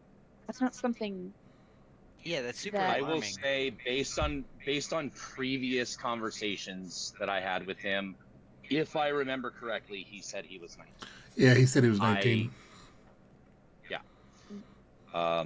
I do want to say before we change before we change topics, because I know somebody wanted to talk about Mormon mothers, and I'm so down to talk about Mormon mothers. But because it came up, and because I have an opportunity to share my own spotlight here, I do have a poem that I wrote about my own struggle with PTSD and whatnot, and like, fuck it, we're recording, we're live, and I want to take that time. Please. So give me a second as I pull up the text. Yeah, if it's the one you shared, Yes, I don't that think one. it's anything that would be against YouTube terms of service. I don't think he's saying Yeah. anything that's No. I worked on this poem for 10 years with my lit professor from when I was an undergrad. He and I are still friends, and he helped me refine this poem for 10 years. So maybe careful go ahead. with the wording around certain self-harm devices. Okay, You know what I'm so referring to? I do think I know what you're referring to. So I will say, just as a friendly trigger warning, this poem contains references to drug abuse and self-harm. But also, didn't you want to put this on your other channels? I'm gonna put like my recordings from this show on my other channels. Yeah. Yeah, I'm just saying. Oh, As like far this as words poem? go. Oh, I've already Yeah. published this poem. I've already Oh, published okay. this poem. This poem's out there. It's been No, out there for a bit. yeah. Never mind. Sorry. Yeah. No, I appreciate you. You're good looking out. All right, cool. So the poem is titled "Nailed Down" by David Spade. I go by Dave, but like when I write, I'm more formal. Anyway, "Nailed Down" by David Spade. A nail bends under the weight of things that get hanged up on it. Pounded into a plywood wall to hang a rifle, a helmet, dog tags. Coming home to those who nailed Jesus to cardboard and thank him for a soldier's death. It bends again under the weight of a noose nailed to the ceiling. Nail holes for multiple attempts, nail holes I won't call back, nail holes till they get filled, pounded, and opened, and widened, and emptied. Empty holes, empty vials, empty bags, empty bottles, empty bed of nails. Nail in my arm opens a vein, nail in my hand opens a hole, nail in my head where a bullet should have been. The things we carried were only half as heavy as the things we buried. A soldier who dug a hole for a friend and filled it with the only atheist to exit a foxhole. The nail bends again until it's bent so deep it can never be pounded into a coffin again. I'll go ahead and copy paste that and drop it in the chat. Snaps. Oh my god, that was powerful. Thank you. I appreciate it. Yeah, like I said, worked on it for 10 years before publishing it. I originally wrote it in 2014 and published it last year. Can I share it with my brother, who is also a veteran? By all means. I am not jealous with my publication. Just don't be like nailed down by Jessica Smith or something, right? Like no.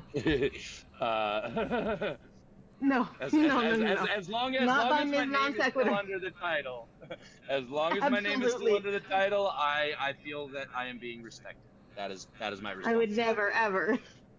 Yeah, it is a published poem, so if it is being shared, as long as it's not being claimed by somebody else, I feel just like if you were sharing some Ralph Waldo Emerson, right? You're just like, hey, here's an Emerson poem, here's a Spade poem.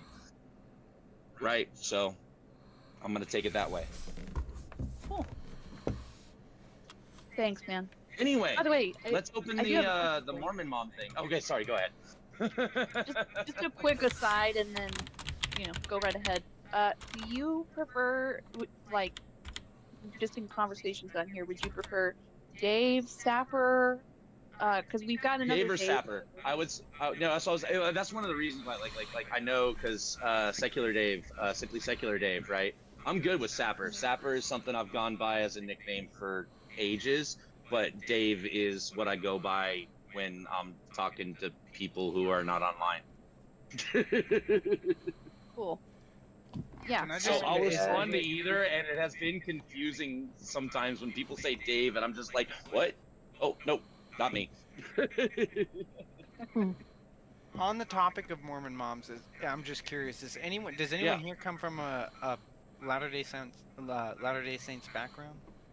Yeah, that was the really okay. Yeah, I am so interested because I got interested recently, or at least in the last year or so, in street epistemology, and I like going and having conversations, kind of like some of the ones we've had here, like just out in the world. And the moment but I don't really like to do that. Well, I guess I'm scared to do that, and it's like I guess I worry about like, yeah, that's why I think I thumbs up that last week when you held that up. Okay, yeah, so it's something I'm into, and it's but I guess I don't like to try to go bug people, right? What? It would be cool to set up my own little booth where people approach me, but I like to feel like people are those missionaries. They want you to bug them. Yeah, well, that's what I'm saying. And so I like to feel like people are having the conversation in a way that like they want to be here as well, right? Even if Sorry. the motivation is different. And so I find that like I go to university right now, and on my campus there's a lot of Jehovah's Witness and a lot of LDS missionaries. But both of those two groups, and I don't really confront people like in class, but both of those two groups, when they're doing mission work, I've found that they're just like really open to these sorts of conversations. And I thrive a lot off of like learning street epistemology from just like practicing with them. And I'll just say like I'm fascinated by the more mature. They're great to sharpen your claws on. Yeah, I go down. I've actually gone down. They have like a kind of a society or a student organization on campus, and it's in like an old dorm house, or it's an old fraternity house. And I've gone down in their basement and had conversations with them. But it's just I've learned that it's really fascinating and very. No, they haven't fed me, but it was really empty, and it was off season. No, it was off season when I went actually inside. But I talked to them a lot, and I'm just in general I'm fascinated with having those kind of SE conversations, but also just their theology more broadly. And it's so interesting to see how kind of bought in they are to it. I wonder how that all works, I guess. Before we jump into the Mormon conversation really quick, I just want to acknowledge that after Game Master said that he had to go to lunch with his mom, he went to chat into the debate discussion and engaged with a person defending he's trying to defend why he called somebody. He said, "Yup, it tells how much of a piece of shit you actually are." That he said to I don't know if I'm pronouncing this right, Zigya, XGYA. Yeah. So he had time to like just go like call another group member a piece of shit. Couldn't respond to criticisms, but was able to type out it. He might have. He was able to go have an argument about. Where was this? What chat is this? I only see the debate discussion. Yeah. No, but he came back to defend it. He came back to defend it at 9:05, which is 4 minutes ago. Yes. Yep. And they may be on their phone remotely, right? Like. No, I'm just saying it's annoying that he was avoiding. They could be and then or something. But then he had the time to jump in and go argue with Ziga over that. That's what I'm getting at. Like it just bothered me. Sorry. I understand your point, but let's try to be gracious and generous. You don't know what the situation is, how far their mom is, whether they're walking, they're on the bus, they're in an Uber. Come on, like that. There's better things to worry about than that. You're right. Point. It just bothers me. One thing I will say about Game Master, there was 3 or 4 times during that conversation where they brought up the clarity of the word of the Lord in the Bible. Or words to those effect. And I felt like that was a door open that we missed the opportunity to explore. Not exploit, but explore. Yeah, I think you're right. Really good questions attached I wanted to. We joked about it in the chat, but it never. I wanted to ask. I wanted to ask if the Bible is so clear, why don't I understand it? Or at the very least, why do so many people who do believe in the Bible disagree on what it says? Well, there's why God wants us to understand. Yeah, no, Dave's right. There's so much like wrapped up in that discussion that it's. Right, but I want him to finish his sentence. Both of us cut him off. Yeah, sorry. Hi. Which sentence? You were talking about no, I was saying if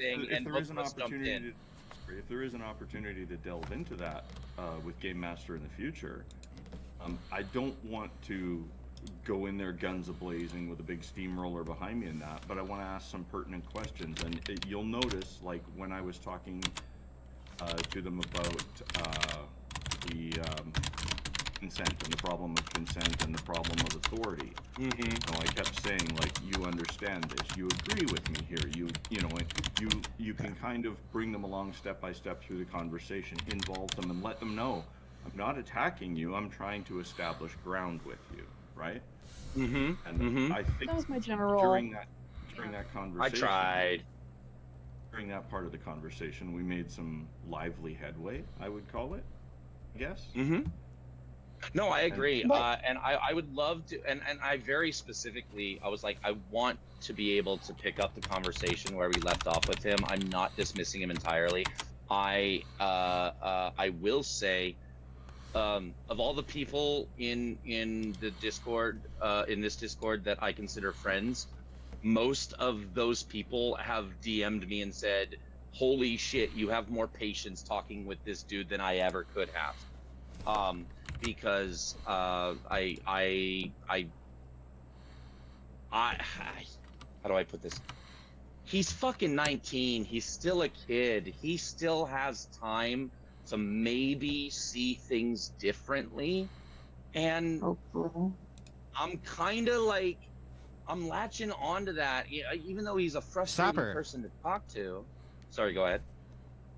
Listen, I am 21. I'm a young, impressionable kid. I think me and you should have a debate. Let's have that topic and conversation established later when I have not already began myself crossfading over what that was. Take your time. But listen, once you're done with this religion talk, me and you, we're going to go at it, okay? About what's the topic? In my mind, I think there's only two appropriate topics for me and you to debate. I think it's the ethical, the ethical, whatever you want to call it, of lolicon or bestiality. All right, two very contentious topics. I think we'll disagree on it. I don't know what lolicon is, and I'll teach you. I'll show you. Are these in the context of this debate? Or are these like entirely? Absolutely not. You guys are talking about some religion thing. No, in the context of this debate, are we assuming these are entirely drawn? Well, no, but I don't want to. I don't want to agree to debating a topic I don't know anything about. Then we can default to bestiality then. Well, okay, I'm against it. What are you pro bestiality? I think bestiality is morally neutral. Okay, that is a fucking topic for another day then. Another day is in like when you're done with this, or another day like actually another day? Actually another day. No, I'm what? not prepared Come for that on, conversation right come now. on. I'm not. Imra, are you a moral realist? I am not prepared. Am I a for that moral conversation realist? right What do you now. think moral realism means? I think. Okay, we're having this I conversation. think if you're a moral I wanted to realist, have the No, conversation. I don't think we should. No, I think no, this let's is not just entertain what he this. wants. No, let's not entertain this. I believe not... if you're a moral realist, that means you think No. that there exist truth makers for moral statements. Stop. Or stop, normative stop, claims. stop, I'm not talking about this. I don't think like stop. objective morality exists. I guess. Let Sapper finish his discussion with whoever he was Yeah, talking to, though. Sure. We were going to have Can I a make a conversation suggestion that you about go Mormon into the moms. debate That was like discussion? literally, yeah. One Thank at a you, time, but- please. That was so out there, dude. Wait, okay, is he gone? Nope, I'm still here. Not gone. I but- said you guys No. can talk. I'm quieting down. Okay, cool. So, we were gonna talk about Mormon moms, and I feel like I've talked a shit ton, so I don't want to start the topic. So please, by all means, you begin. Who? Who was I talking about Mormon moms with? I will talk Me? But I've talked a You, bunch yes. too, so. No, but that was. I am trying to talk about something, anything other than bestiality. Okay. Okay, I love Let's- my mommy. She is a super, super duper faithful, like hardcore LDS, like pictures of temples on the wall mom. And I love her to Mhm. death. And she's super smart. She has a master's degree. My dad has a Mhm. doctorate. And somehow Mm. And somehow. they were still super duper Mormon. Right. Oh man. So.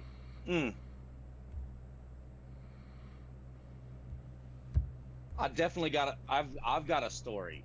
I've got a story, and I'm a storyteller. But I want other people to have opportunities to talk.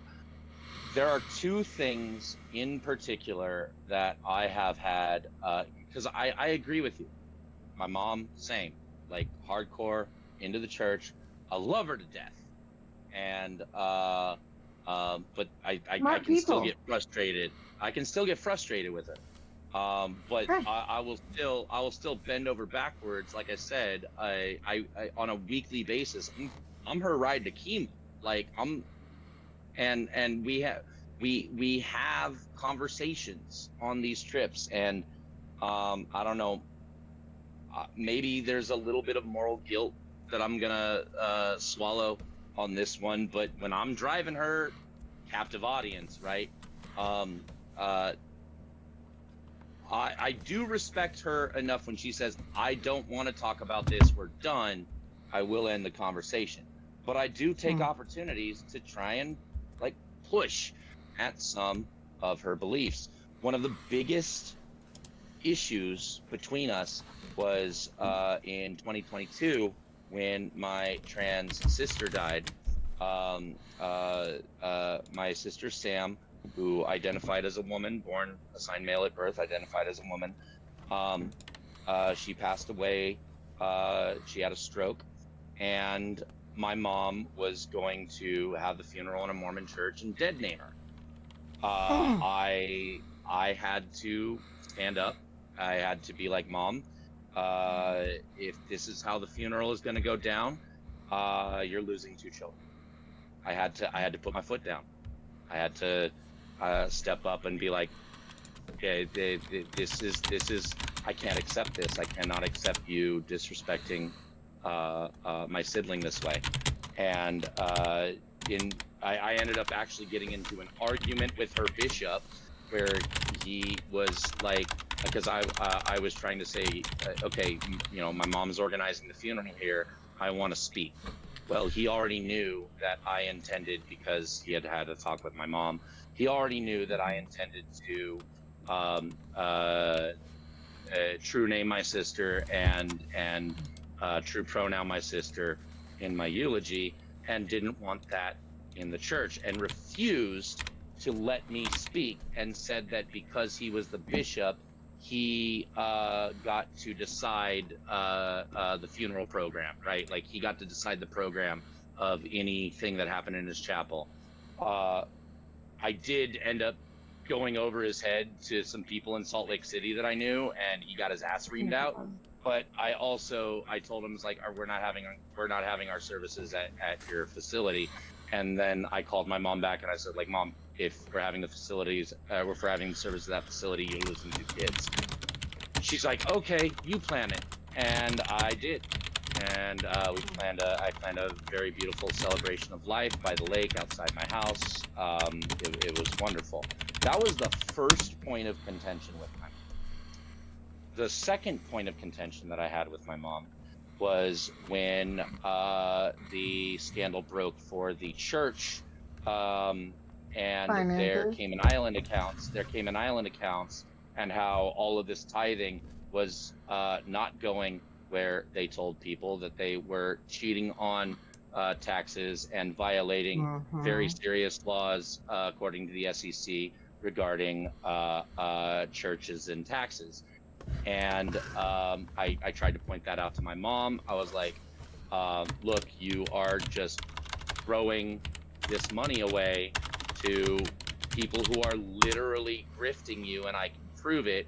And she just refuses to listen. She's just like, nope, don't want to hear it. Not going to stop paying tithing. And then the third thing, and this is and then I'll turn it over to other people to respond. The third thing that really, really bothered me was before the election, we did at least have an agreement that Trump was bad. Like she could at least see that Trump was bad. That was not beyond her. But then she's like, I'm not gonna vote Democrat. And then I'm like, well, why not? Let's look at the candidates. What are your issues? You know, if we're looking at this person versus this person, and then she says, well, Kamala slept her way to the top. And I was like, oh my fucking God, do you know how misogynistic that is? Do you realize how you are hurting yourself and other women by saying that, right? and those have been kind of like the primary three struggles that I have had with my Mormon mother, wrapped up in a nutshell. And I will shut up and let other people respond. Well, I thought that maybe we can broaden the topic to struggle with parents who are still enmeshed in high demand religion. Because I feel like. Sure. Yeah, right. Yeah. It doesn't necessarily have to be relegated specifically to Mormon. Other people could probably weigh in based on the things that I have shared that apply to Yes, more exactly. denominations. Absolutely, I agree. Yeah. Because Yeah. So we're all heathens here. So how about you respond, and then we'll let other people get a chance. Yeah. No. Pretty much everything you said hit home. Let's just go straight to the election. Same. My mom thinks Trump is evil, but she could not bring herself to tell me that she wouldn't vote for him. My mom did vote third party. She voted for Kennedy because he was still on the ballot here. Oh my! If she could have picked worse than Trump. I mean, but he's gonna be Health and Human Services, so it really doesn't matter. Anyway, I honestly don't. I don't know who my mom ended up voting for, because we agreed to just end the conversation. Yeah, she said she wouldn't vote for Trump, but she couldn't vote for Kamala. Yeah, I mean, as far as I know, my mom didn't vote at all, which would be probably the first time in her entire adult life. I am curious if my brother did the same, because he was saying things like Trump came across as looking cool on a podcast he was looking at. This is my 8-year older brother, by the way. He's almost a decade older than me. Jesus. I don't know how old you are, but that's a gap. That's a gap. Yeah, I'm 27, so he's got closer to my age, yeah. Yeah. And he's got. Am I the oldest around here? I'm about to turn 43. I just turned 40 this year. This was my last year technically. My 40th birthday was October. My birthday is 1-2-3, so everybody has to wish me happy birthday in a week or so. Hey. Yeah, easy as ABC. Are you serious? It is. God. Yeah. No, 1-2-3. That's my ex-wife's birthday. I'm not gonna say it. Happy birthday to you. Happy birthday to you. Just me. And only you. Only me. I am the only person who has ever had a 1-2-3 birthday. I'm just saying, like that did throw me off guard for a second. Please continue. No, yeah. So you can erase the X and remember that Ms. Non Sequitur is 1-2-3. I am down to replace you with my ex but you know what? Let's just not finish that sentence online. Platonically. So we'll see. Sorry, I'm such a turd. No, I liked it. But okay, so my mom and I had a rough time when I was a teenager. We butted heads a lot, and we got a lot better as adults. We enjoy a lot of the same things. But recently, when I've gotten into anti-apologetics and things, I wanted her to at least acknowledge that my atheist standpoint, that she could understand where I was coming from, at least. And that did not work. That did not work. She took everything I said as an attack. I wanted her to at least acknowledge that my atheist standpoint, that she could understand where I was coming from. Yeah. At least. Yeah. And it actually did a lot of damage to our relationship. We went to my therapist to try and work through some of this stuff. I don't think my mom has any idea how much religious trauma I had growing up as a girl, a neuroatypical girl in the very rigid LDS structure. Mm-hmm. It was easy for her. Maybe. So sorry. I think I missed a portion of that. Are you saying that the therapist was part of the LDS structure? No. My mom and I were, I was trying to explain to her about the logic of why I can't believe what she would very much like me to believe, because I can't make myself believe things, I just can't. And it was causing a lot of fights.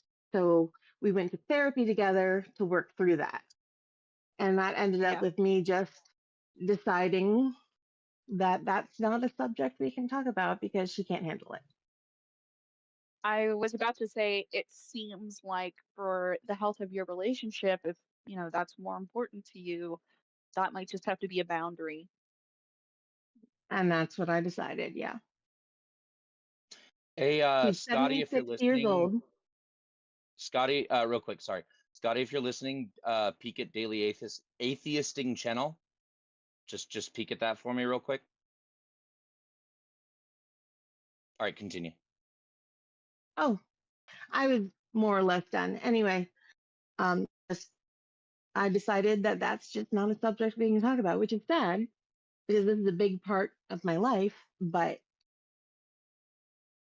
I love my mommy. No, I know, I get that, and that's been the biggest issue with me and my mom is, I can't say there aren't walls I haven't broken down. There's a couple of times I mentioned one at the very beginning. That's why I led off with it, where I had to take a serious stand against her and be like, hey,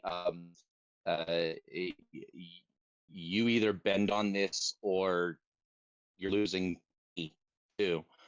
It Yeah, was well, it I was have a trans it was one of the teen. most painful. Yeah, I have it. That was part of it.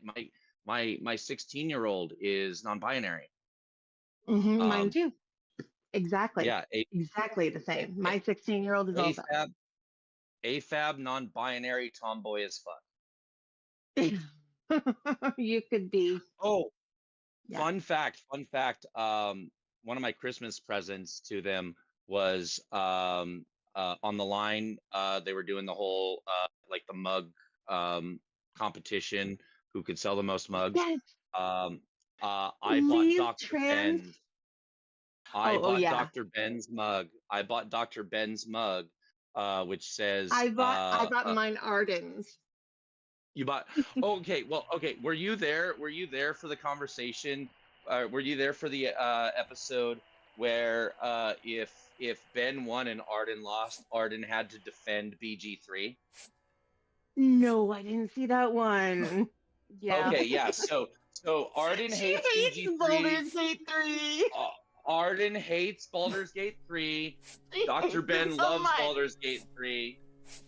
Baldur's Gate, yeah. Dr. Ben loves Baldur's Gate 3. So the loser that night had to so if Ben won, then Arden had to say why BG3 is the best game ever, and then if Arden won, Ben had to say why BG3 was the worst game ever. That night I spent $15 in super chats and bought a mug to tip the balance in Ben's favor, to force Arden to argue why BG3 was the best game ever. And guess what? Ben won. I do know Ben won by like okay, if I did nothing, if I didn't do super chats, if I didn't spend a dime on the mug, Ben would have won like by 1 or 2 points. Well, I mean, but Dr. Ben is. Dr. Ben is awesome. And also, Then it's not I your do best. believe there were a lot of BG3 fans in the chat that night who were like, nah, we don't want to hear Ben shit talking our game. We want to hear Arden up talking our game. That was, but anyway, I bought the mug and it says support healthcare without binaries. And Yeah, that one was a good gave one. I gave that mug to my daughter as a Christmas present, and that is her mug, Your and I just pulled child. it out of the Yeah. yeah. Okay. So here's what I will say about my child's pronouns. My child has expressed at this point they do not care what pronouns are used. So Do we actually I have the kind of, same child? Do we I literally have mean, the same child? maybe is your child's name Zoe? Evie. Okay, so we both went through with 3-letter names. Like fuck. No, that's 4 letters. Yours is 4 letters, huh? And they go by 2 letters Two-syllable now, name? just E-V. Oh shit! Look at that. Zoe. Most of their friends, Z. They just go by Z. But anyway. Let me guess. Non-binary too? I Yeah, mean, not sorry. non-binary. Yes, but also sorry, neurodivergent is what I meant. Oh, yes. Yep. ADHD. ASD and ADHD. For mine. And ODD. That was a fun fucking phase before that got. Yeah. I remember mine there not was that, but no. I remember it was. God, it's one of the most traumatic fucking dad memories that I have. Where it was during COVID, and it was just like, hey, you need to sit down. You need to be at your computer. You need to be attending your classes. And Z was just like, no, I'm leaving. I'm taking off. I'm gonna walk out the door. And I was like, no, I had to grab and be like, and then Z just started throwing punches at me, and I had to get to the point where I literally just basically got them in a bear hug and was just like literally just wrapping my arms and legs around their arms and legs just so that they weren't taking off to nowhere and not hitting me. right. Phew. You're a good dad. Very glad to be past that stage. COVID was rough. Yeah, the kids did not take well to the distance learning model. And it didn't help. It didn't help that at the time I was also currently an educator. I was forced into being a distance learning teacher at the time. Right. So Which I was is even trying harder to in a lot of maintain. ways. Yeah, I was trying to maintain 6 courses and make sure my kids showed up to theirs. It's fucking nightmare, and it is one of the reasons why I burnt out. And it's one of the reasons why when my disability came in, I was like, nah, fuck this. Can't blame you. I was teaching for So 7 it was years. a And nightmare for parents. yeah, I was teaching for And 7 worse years, for and teachers. COVID just fucking wiped me. I was done. So I'm going to admit, I was having difficulties performing in my job appropriately because I was having PTSD issues compounded by the situation, right? Like blame you. I'm already a soldier with PTSD, and now all of this stuff. It was overwhelming. I wouldn't say I snapped. Like I didn't snap like I went off on a student or I like fucked up hard, but my performance was slipping to the point where like we really can't keep you on anymore.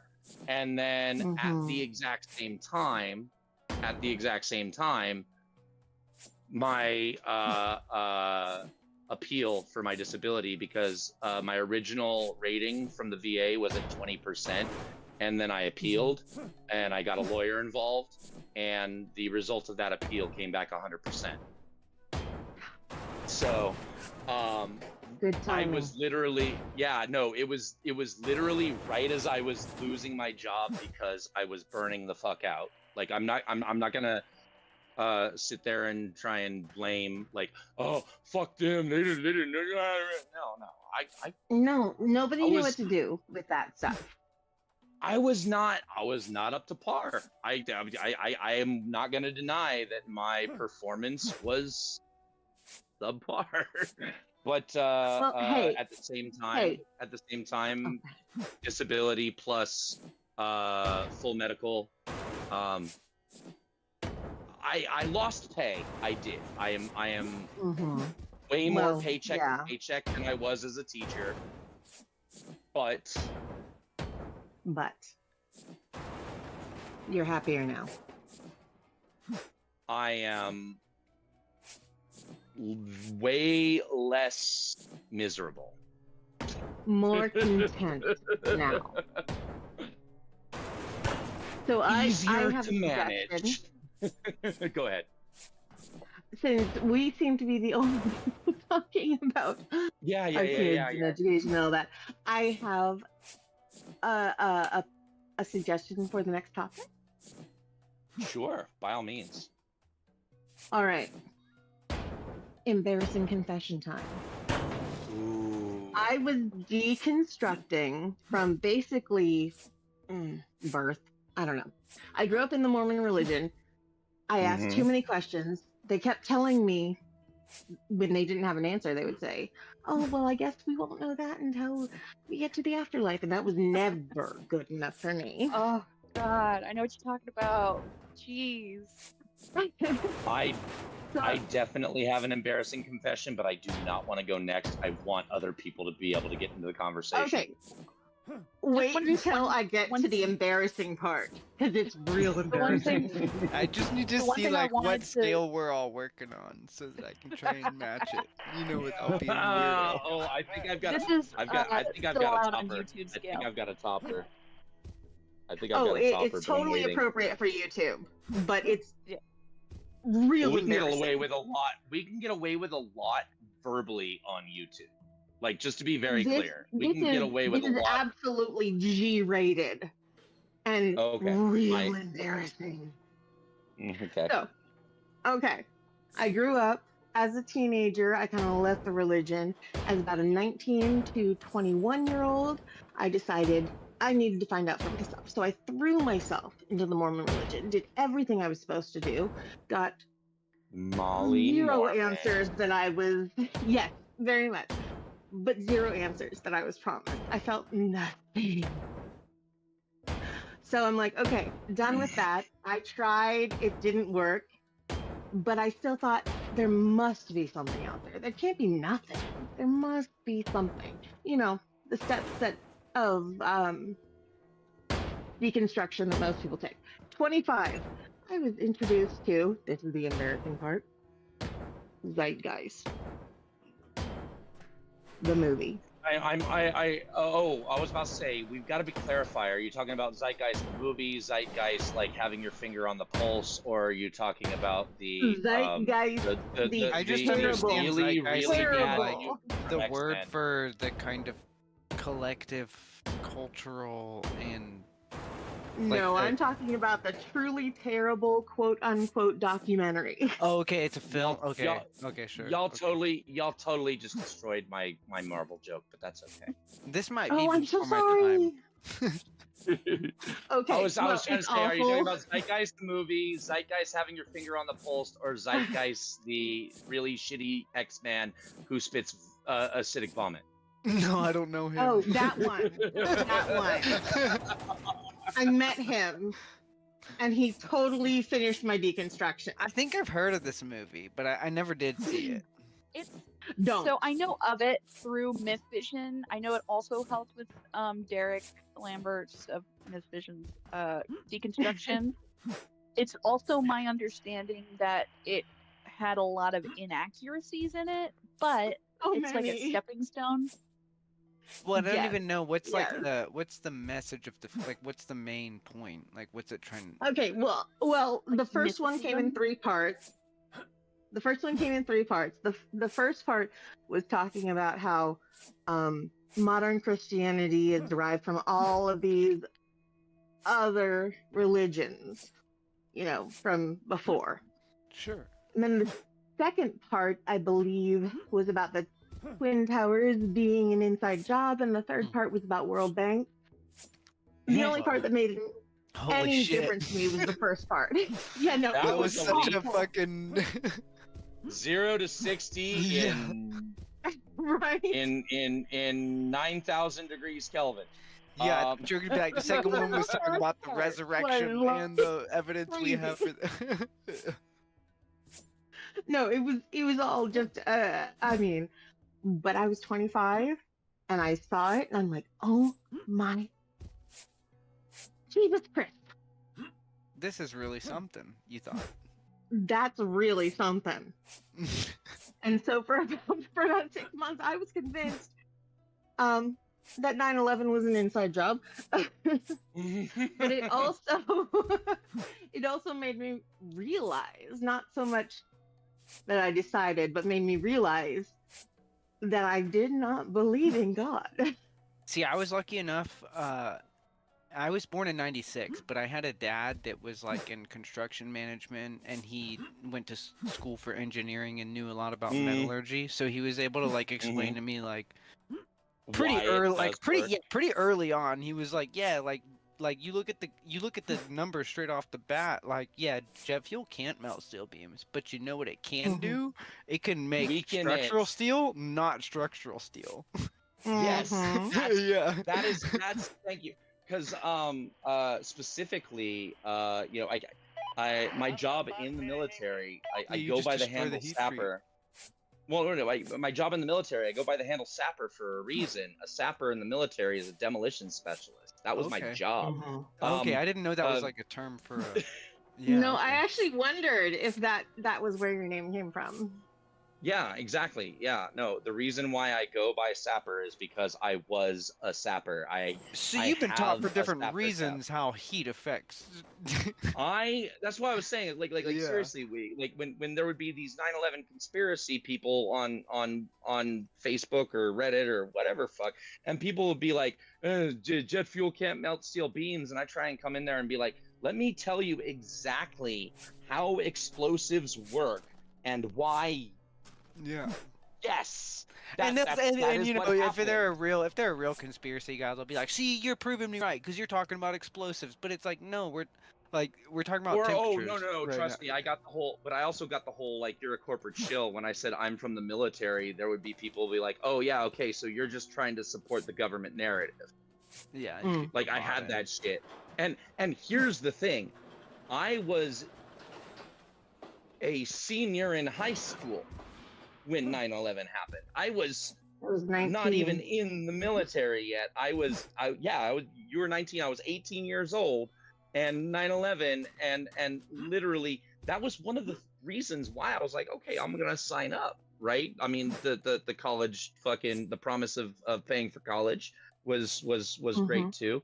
But like I did actually have, after 9/11, a lot of us did, especially 18, 19-year-olds, 17, 18, 19-year-olds, had this kind of sense of like duty to our country, kind of not that dissimilar from the duty to our country that people in World War II felt. I definitely know my grandfather, who was a World War II veteran, was like, oh my God, when I enlisted, I never got more respect from that man in my life. Also, my grandfather was a German immigrant who was a boy when his father came over in World War I, and then got his citizenship by volunteering in World War II because he wasn't even born in this country. So The respect that I got And from for my me, grandfather about, yeah, there was a generational, like, like the beyond baby boomer. Like I yeah, my grandpa never fought meant anything to my grandpa until then in my life. Oh, that's sad. both. Damn.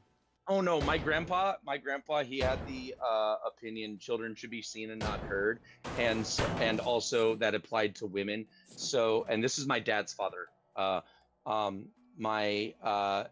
He had a rule whenever the family was visiting, only German was allowed to be spoken in the house. He did that because he didn't want to hear my mom talk. But I wish I was kidding. Fucker. I know, but my grandma would be in the corner doing puzzles with me, and while the adults were talking in German, she would be whispering to me, teaching me German so that I would be able to catch up with the adults sooner. And once I was able to speak in German fluent enough for the adults to respect me as one of them, which was probably around like 11 or 12, I started being treated better than my mother. I mean, that sucks. Yeah. No, it's horrible. It's fucking horrible. It's a horrible way to grow up, but I literally had to earn my place to speak. Both my grandpa fought in World War II. My dad was Oh, sorry, go ahead. Yeah. No, my dad was drafted into Vietnam, and my grandfathers never spoke about it.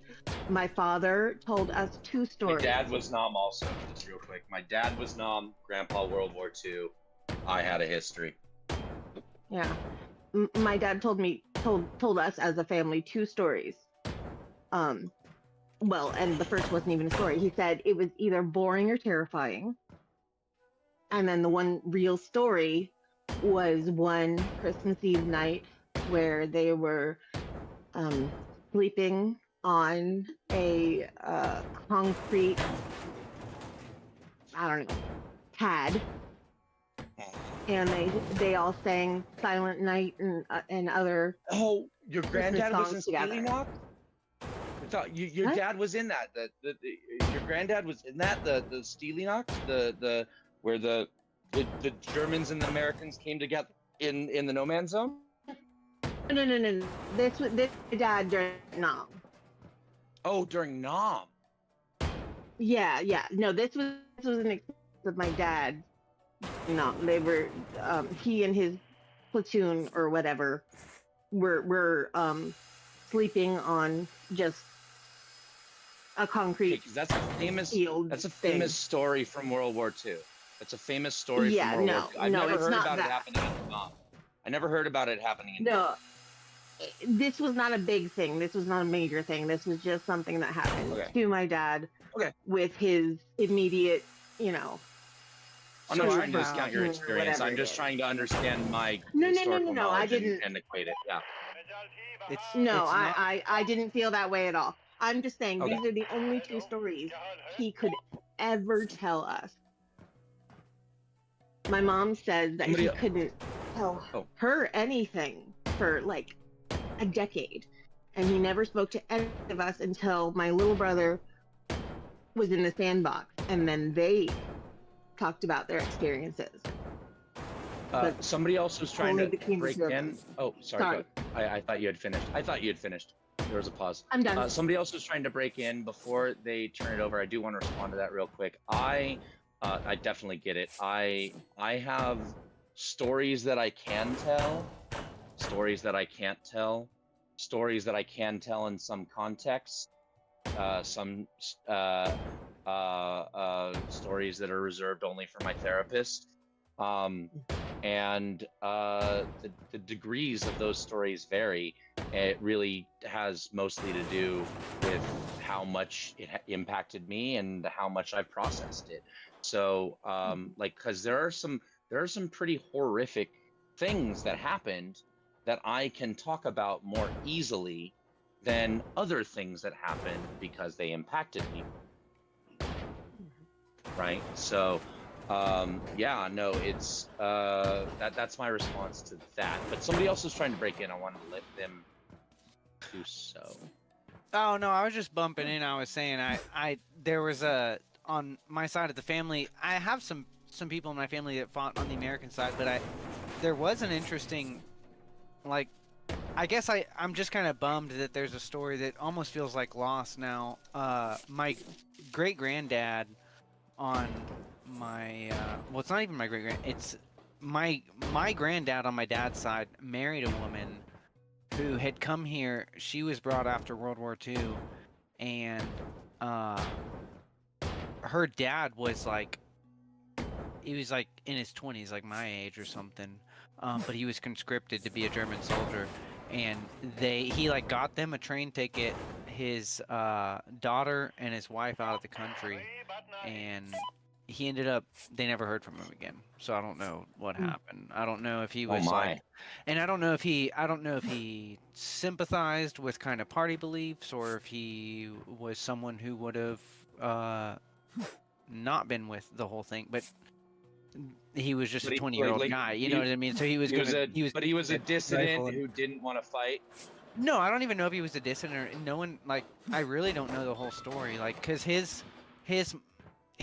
sent his wife over he sent them over to France, and then they got on a boat to America, and then like, the last I know, she died before I was born, and it was she was like, I guess, a step grandma, basically, right?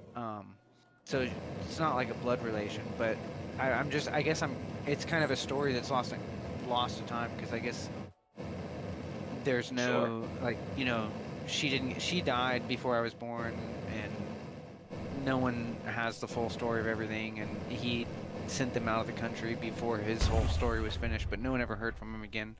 But it's just, I guess I don't know, it's just weird to reflect on how you've got like people from all sides, and he wasn't, I don't know if he was a bad guy or not. Maybe he was, maybe he wasn't, but it would be interesting to know that story, and it's just curious how it's gone.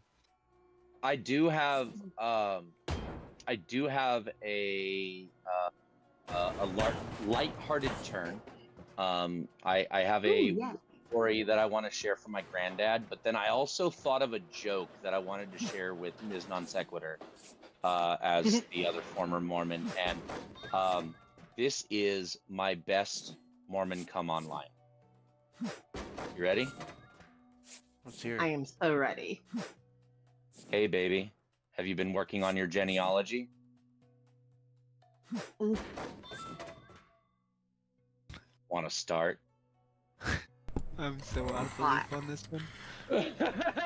So hot. I was really fearing some kind of a soaking joke there. Yo, it's a hit when another Mormon gets it, and someone. She got it right. Yeah, that was something I a got Mormon it. would I get. got where where yeah. That's how I didn't get it, but I know it was good because she got it, and I'm a fucking Baptist, you know. Right? No. I very specifically opened with like, this is a Mormon come online, right? Yeah. Like this is one Mormon dude trying to come on to a Mormon girl and tell me that wouldn't fucking work. No, just seeing that she responded right away, and it went completely over my head. Yeah. The second line wasn't even necessary. I would have married you within a week based on the first line alone. But it was like, if we were still Mormon. Well, yes, and we were in our early 20s. Yes, exactly. That's what Mormons do. Point. You've got to be able to do it within the sanctimony of marriage. Let me ask this. All right, and this like, all right, and you don't tell me about your personal experience. I don't care. I don't want to hear about your past. But I'll tell you all I want. But is like soaking is soaking a real thing, or is that just some shit? No. Like, Oh my god! like just on the TV It's when people happening. make fun of Mormons? No, it was it actually is not real. No, actually no. no, Yes, it it was yeah, actually yeah. is. according to a poll at fucking Salt Lake BYU? sorry, BYU. According to Yeah. a poll at BYU, Well, that might be an unfair people poll did because that. it's college People kids. did that. Okay, but college kids I don't admitted know. to doing it. College Okay, kids admitting but- to doing that thing. So what? But back in our it is a day- thing that happened. No, it wasn't a thing in our day. Fuck no. That No, was, no, no, no. I'm like, saying what? in our day, the soaking of our day was going to Vegas, getting a quickie marriage, getting a quickie divorce, just so you could have the night together to have sex. And that 'cause really it was never legal. happened either. I mean, maybe No. once or twice, but not like a real big widespread thing. Okay. All I'm saying is, and I cannot, especially I don't have it in front of me. I can't quote the sample size. I do know that they did a poll at BYU, and a percentage of people admitted to doing it. So I guess that doing is- it's that not. is the You only have to thing- try it that sometime. is the only thing I can claim as far as whether or not it is real. That is my support. My support for my argument is people at BYU claimed to do it. Well, That is it. I'll That's just it. Do you want to hear a very specific, like, border, Texas-Mexico border pickup line? please. Yeah, go for it. Go for it. Okay. Usually this is said in Especially because Spanish. I was an ESL teacher for 7 years. So no, it's in Spanish, even better. No, do it in Spanish. Shit, I have to. It's been so long. I've always told it in English. Now you put her out on the spot. I'm sorry. I very specifically was English as a second language teacher on the border for 7 years. So you're right. I did put you on the spot. Go ahead and do it in English English. is So usually, fine. No on the spot. usually it's like, he's like, oye mamacita, ¿de dónde Yeah. sacas el pan?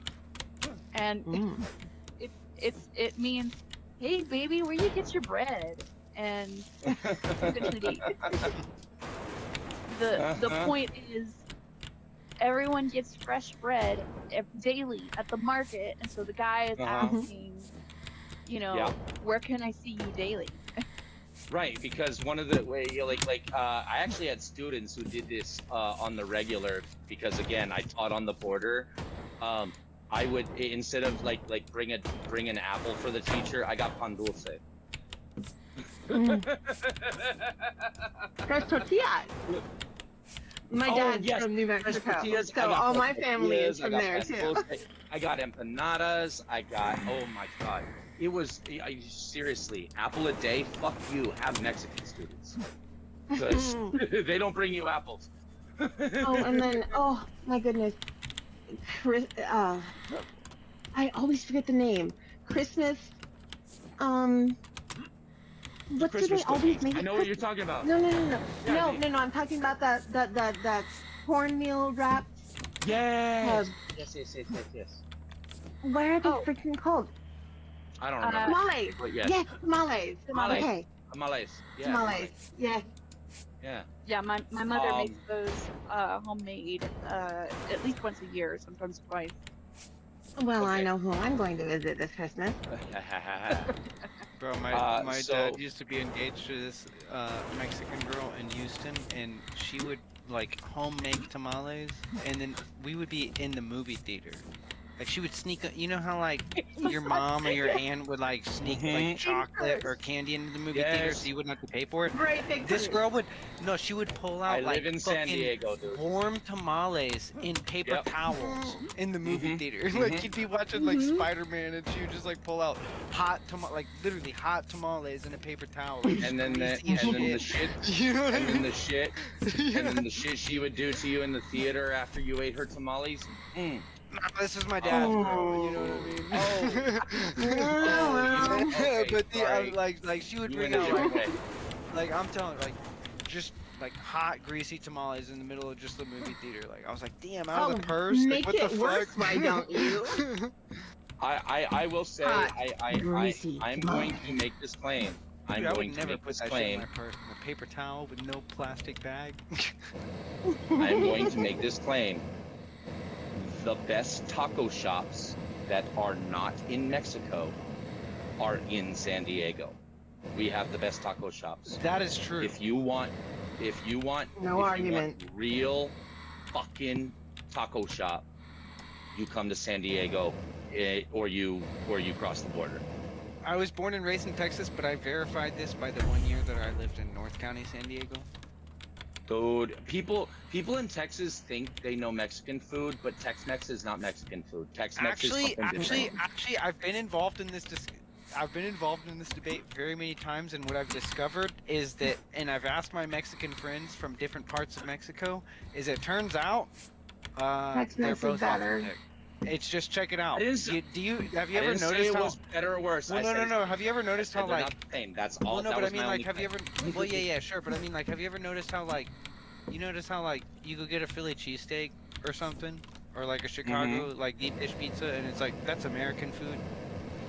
But then Cannot also, get- if you go get like I a, if can't- you go get like, I cannot get a good Philly cheesesteak or a good fucking if you really fish get, pizza if you in go San get like Diego. a I can't. mozzarella I in can't. like New Orleans, that's also American food, and they're both American food, but they're super different.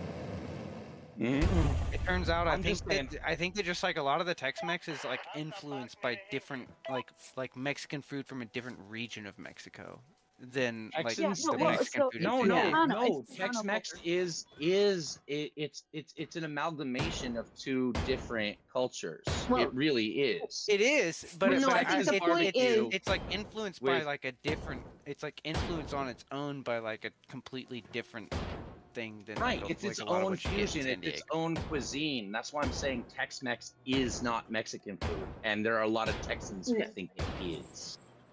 That was my point. I don't know. I kind of disagree. No, I'm just saying it's different. It's a different cuisine. Yeah, no, you're not gonna get the same. However, you Fair can enough. get authentic Mexican in here. Just know that it's not gonna be under the label of Tex-Mex. Right, I'm just saying if it's a Tex-Mex cuisine, that's different than Mexican food. It is its own category. That is my own. Yeah. Yeah. But even within Tex-Mex, it can be Tex-Mex from one, the Mex from one area, or the Mex from another Oh, area, sure, yeah, there's or some regional- combination. That's all I mean. I think you can get like That's what I think thought you were saying. I think you can get like a authentic Mexican food in like Laredo that has like it has a lot of like cultural influences on like what has become Tex-Mex, and it's very different from an authentic Mexican food than you would get in like Tijuana. Right, and what I'm trying to argue is that if you are trying to get authentic Mexican food, not Tex-Mex, authentic Mexican food, without going to Mexico, San Diego. You got to go to San Diego.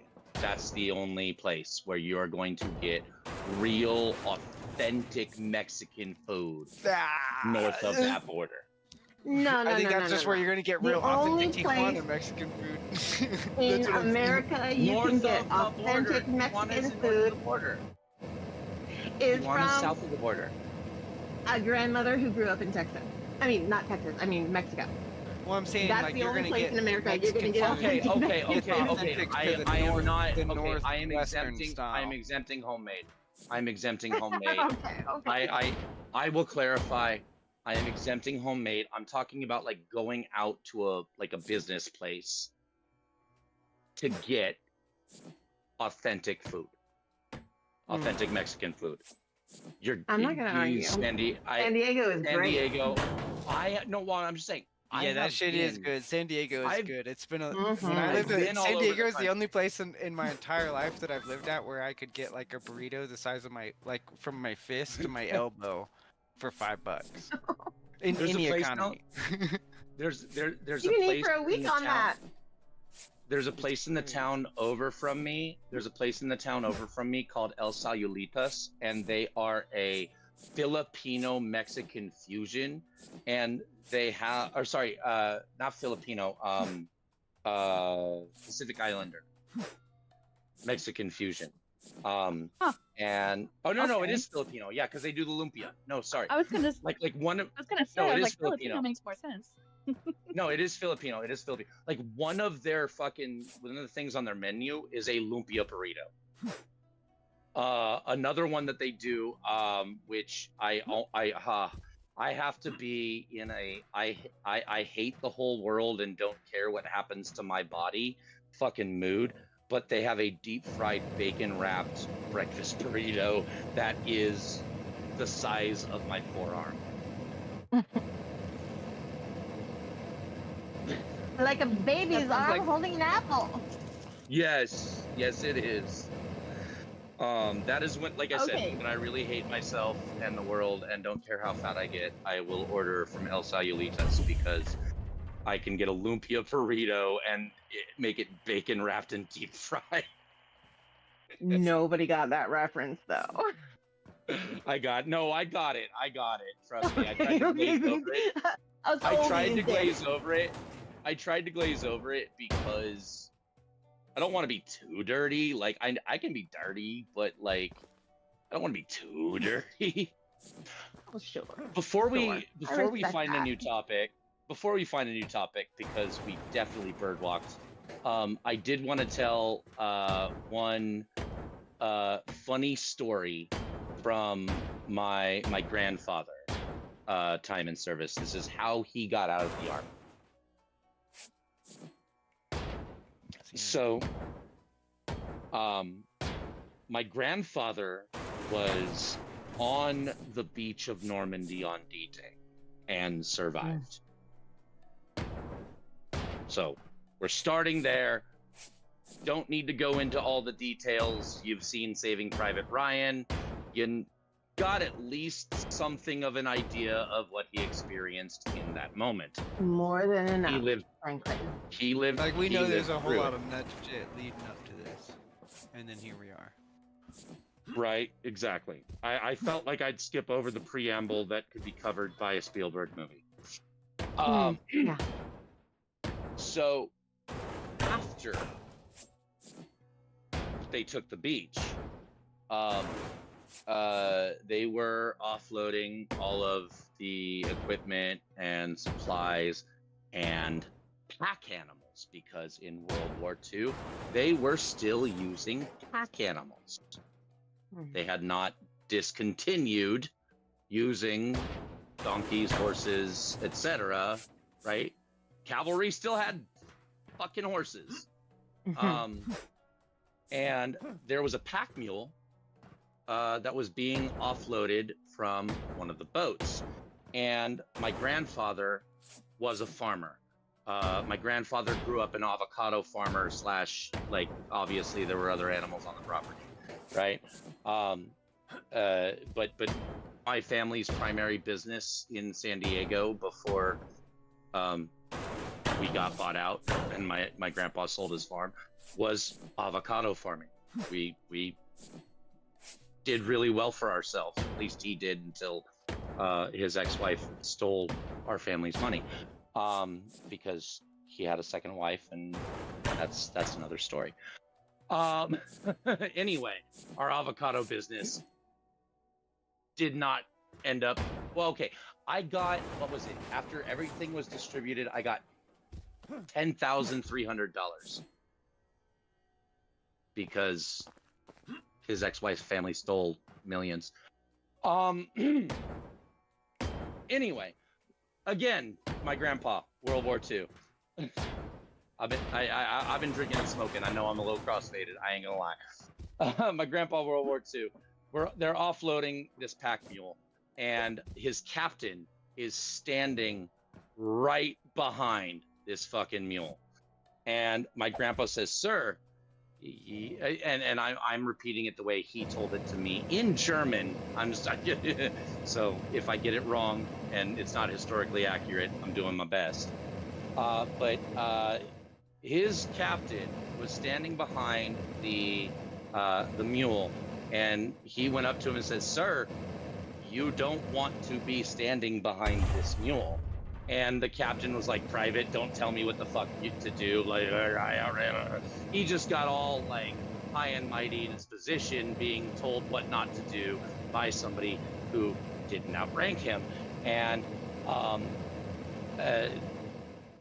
my grandpa backed off a little bit, but then he caught that like little glint in the mule's eye that a farmer knows, and realized that the mule was about to kick backwards. He dove in front, pushed his captain out of the way, and caught the hoof in his head. Medically discharged from World War II with honors.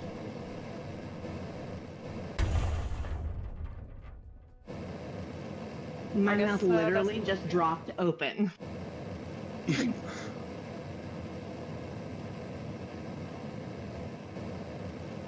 This was, again, and this was the same man who was like, you can't talk in my house unless you're talking in German, right? And again, I know for a fact that he was being misogynistic as fuck and just didn't want to hear my mom talk, because I don't want to say I get it, but I love my mom, but you get why but I understand why my German grandfather didn't want to hear her speak.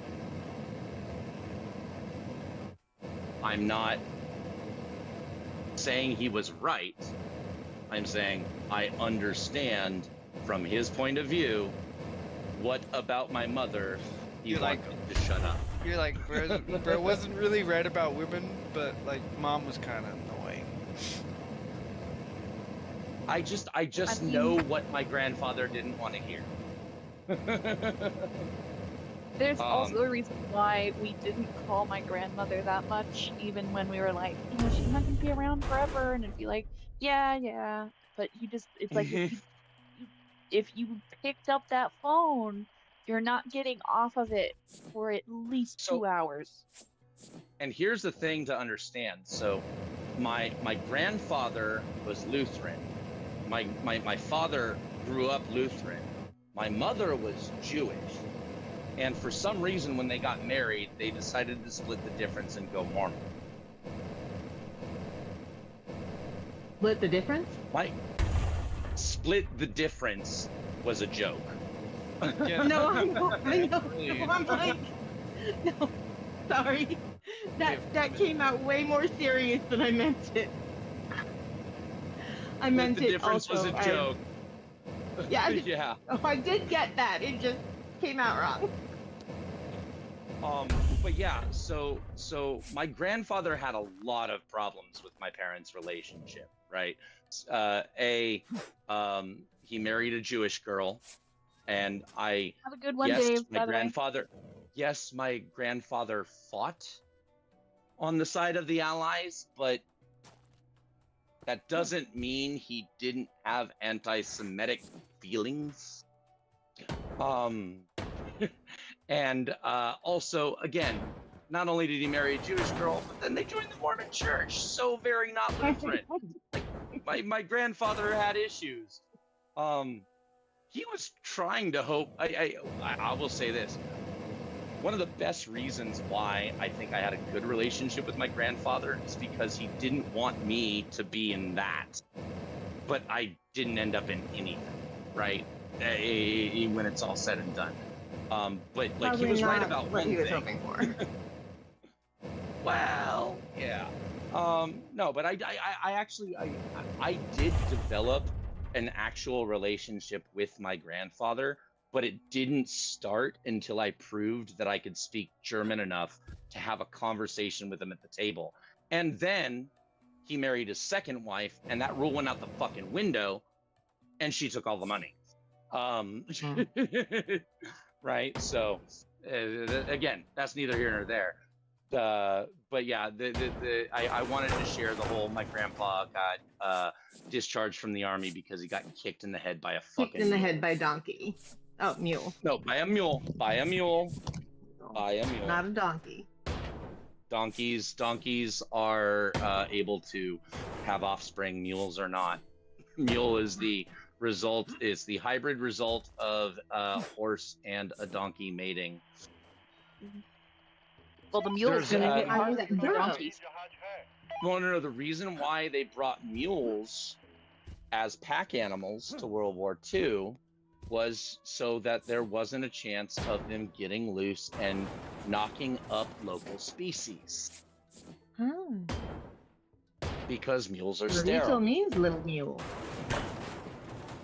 You can, believe it or not, the Army actually did pay attention to ecological impact even back then. It may have come to more of a forefront over the last few decades, but Well, even 70 Agent years Orange ago. in Vietnam, not so much. No, I'm not saying mistakes weren't made. I'm saying ecological impact is something that was being considered and observed even back in the Revolutionary War, right? The First Corps of Engineers under Washington were delivering ecological impact reports about plants. That was actually part of I wouldn't say part of my job, like specifically, like in the Corps of Engineers, things get spread out to different like different what's the fucking MOSs, different job descriptions, right? But the Corps of Engineers encompasses a large area of different jobs in the military, and determining ecological impact of a mission is on the list. It wasn't my purview. My purview was boom boom. Sorry, that was cute. I make things go boom. No, seriously, no, fun topic. Obviously not going to say it on YouTube, but one of the things that I know how to do as a result of my training is make explosives out of basic household items. And some of those household items include tapioca and cocoa powder. And no, I'm not going to tell you how. No, I'm not going to tell you how to use either of those things in explosives, and neither of those things are used in the same thing. So me mentioning them doesn't give anybody anything, right? I'm just saying I know how to use tapioca to make explosives. I also know how to use cocoa powder to make explosives. And when you hear that I made something explosive from those things, you'll negate all responsibility, I'm sure. It'll be all your fault. Somebody else. There's lots of ways to release hydrogen gas. You are partially correct. You are partially correct, and I'm not going to expand about how. But you kind of want to. I get the feeling you really kind of want to. No. I genuinely don't think that I want to let people in the populace know how to do some of the things I know how to do. No. Not at all. But No. That's not what I meant. Like your cleverness, your knowledge, kind of. You know, you kind of want to be able to tell people these things, but you can't because you know better. There's a part of me that wants to be able to tell people that I'm clever enough to know these things. Sure. That's what I meant. I'll own that. But the reality is, how do I put this? Y'all heard of Timothy McVeigh, right? Oklahoma City bomber. Oh yeah. He and I had the same. He and I had the same on the job training. He and I had the same on the job training. He was military background, wasn't he? Mm-hmm. Yeah. He was Marine Corps. I was Army. Okay, he was Marine Corps. I was Army. Oh, okay. I thought he was Army as well. Okay. No, he was Marine Corps. I was Army. But he and I had the same on the job training because guess what? The Marine Corps fucking engineer crew, guess whose fucking manuals they use for training? Yours. Yeah. The Marine Corps steals everything from everyone, basically. Yeah. I'm not trying to cast shade. I'm not trying to cast shade. We are all on Me the same neither. team. We all I- but I will behind him. Oh no, okay, he had coverage. He had coverage. Supremacists, all of the Yeah. little groups. Yeah. Yeah, he had people protecting him, but I do not need to do what he did with a team. I promise you. Oh no! What he actually did was yeah, no, But I do believe he acted people alone. helped him plan it. You know, No, but the day yeah, of. no, I'm saying alone. Yes. Yeah, he acted alone. He acted alone. I do believe, yeah, he probably got support and coverage, and maybe even some feedback from some people behind the scenes. from some people he knew. But I could have done what he did with my training by myself. I could do that. I don't desire to. Wait, didn't they say he like had a dude like a second guy that was with him, or was that? Yeah, he probably. That's what I'm saying. He probably had he had a spotter. He had support. He had. But I'm saying the actual implementation of the devices. Oh nah, yeah. Oh, Bill. Yeah, Yeah, no. Bill, That was all okay, him. Yeah. Okay. Yeah. No, I'm talking about. I'm talking about like that... the day with the truck, and I thought that. Oh yeah. And No, maybe no. I was maybe there never And I was was. talking about the planning stuff. I thought I Yeah, could no, swear I remember watching a documentary where even if there wasn't a second guy, at least there was a time where like they thought there was and they were looking for a second guy. No, I'm just saying I have just on the explosives development. Oh, aspect. sure. Yeah. Yeah, no, and I was just talking about like the planning out. Yeah. He didn't think of it all himself, is what I was saying. Sure. I have the training to do what he did. Zero fucking desire. Absolutely zero. Thank goodness. It's like a pin, like what was it, pin Gillette or whatever. Right. Yes. Exactly. All the people right. I want to, and that number happens to be zero. I have blown up. Oh, right. I have blown up as many Americans as I want to. All of the federal buildings I wish to, and that number happens to be I have zero. murdered as many people as I want to. I can't say that same. I actually said that in the debate channel earlier. Just it was based on the conversation that was going on between me and Game Master and him trying to ask me questions about what it felt like to kill somebody. I did respond. Unfortunately, I have killed more people than I want to. But maybe we not should the N-word. clarify, since we're being recorded here, that Mhm. no one in this call wants to wish any harm on anyone else, right? Right. Nobody. Oh my God, I do no. not condone any Right. of these Absolutely. acts. No. My entire no. life is dedicated to making other people's lives better. Yes, I am Cool. saying in my history, I have taken human life as a result of being in the line of duty in military service. Well, I understand what you were saying a minute ago with reference to his training to be that you and him had a similar military background despite being in different branches, and what that meant was that he had contrived was his plot using on the background. He was of similar using the same knowledge that you had that I have, but you don't condone those acts at all, and that's not at all exactly. Yeah.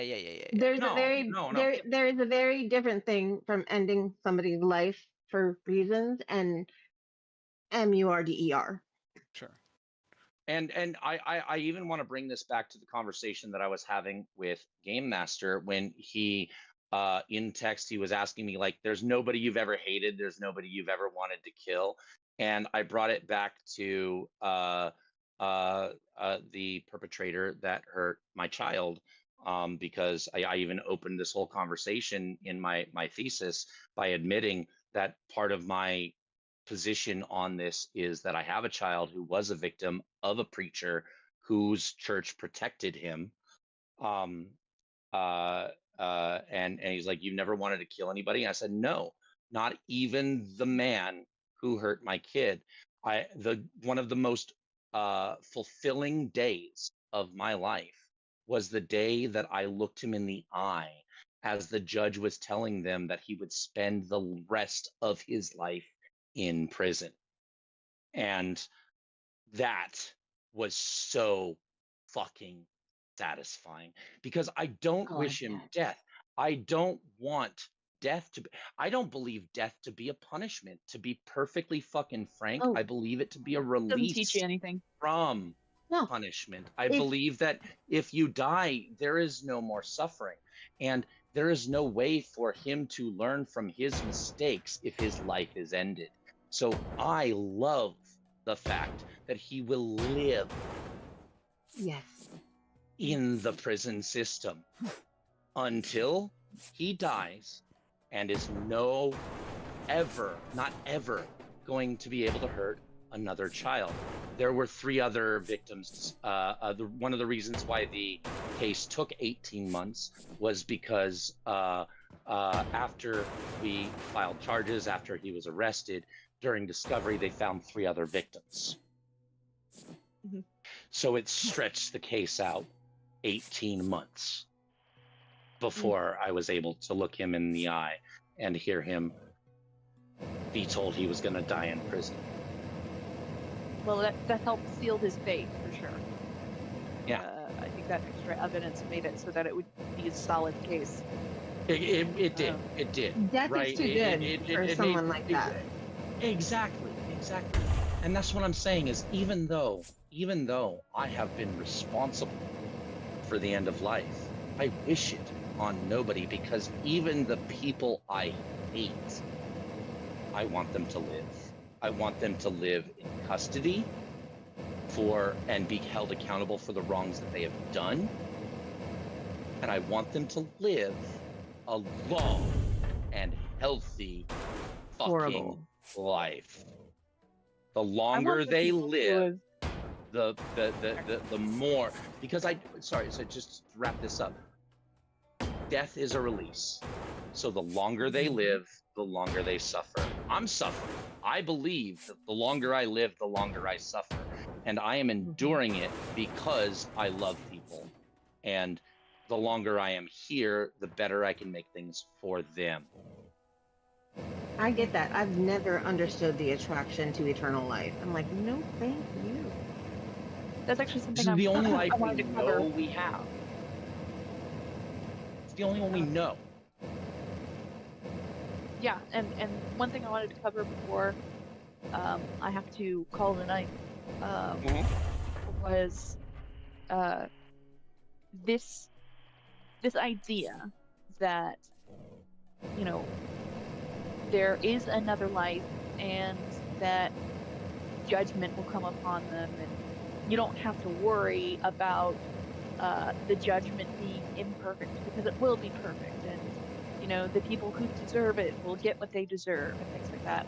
I feel like that has been an excuse that a lot of people have used to tragically cut lives short,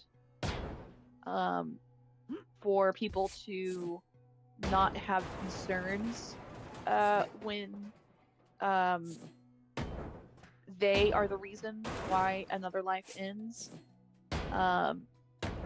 It's They're better been off. used, like it's been used to justify horrible suffering. It's been used to justify,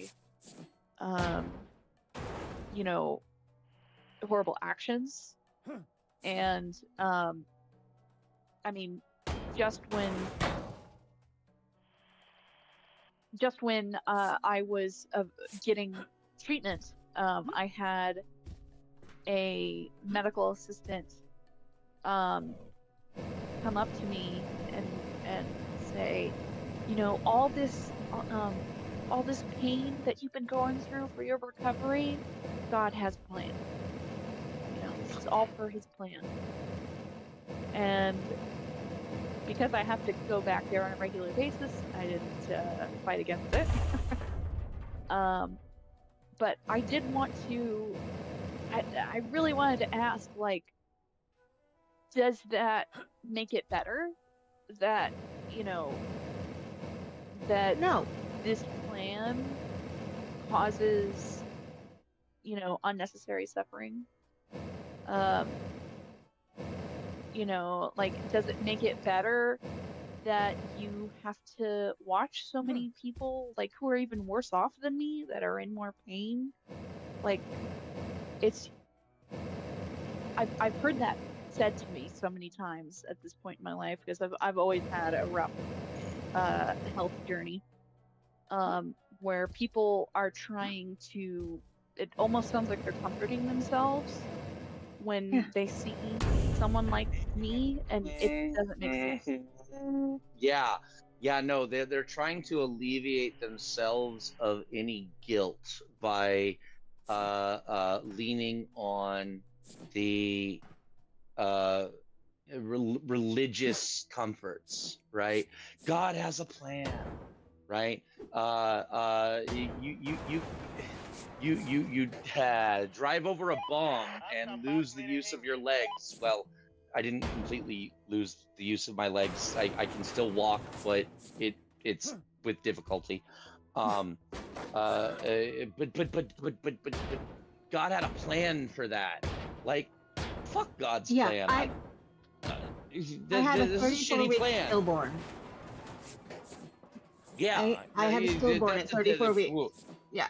I And can't relate to that, but that's everyone, yeah, everyone in my family thought, oh, this is what's going to make her come back to the church, because she'll understand, she'll want to see her child again. And I'm like, no. And you're saying, I'm sorry, I didn't quite hear because the voices were overlapping. Were you saying that I'm sorry, you lost a child? I had a stillborn at 34 weeks. Oh, Jesus fuck. I'm so sorry. Yeah, gosh, it was. I was literally just thinking about how I've seen the justification, things like God needed another angel, or you know, this is part of God's plan.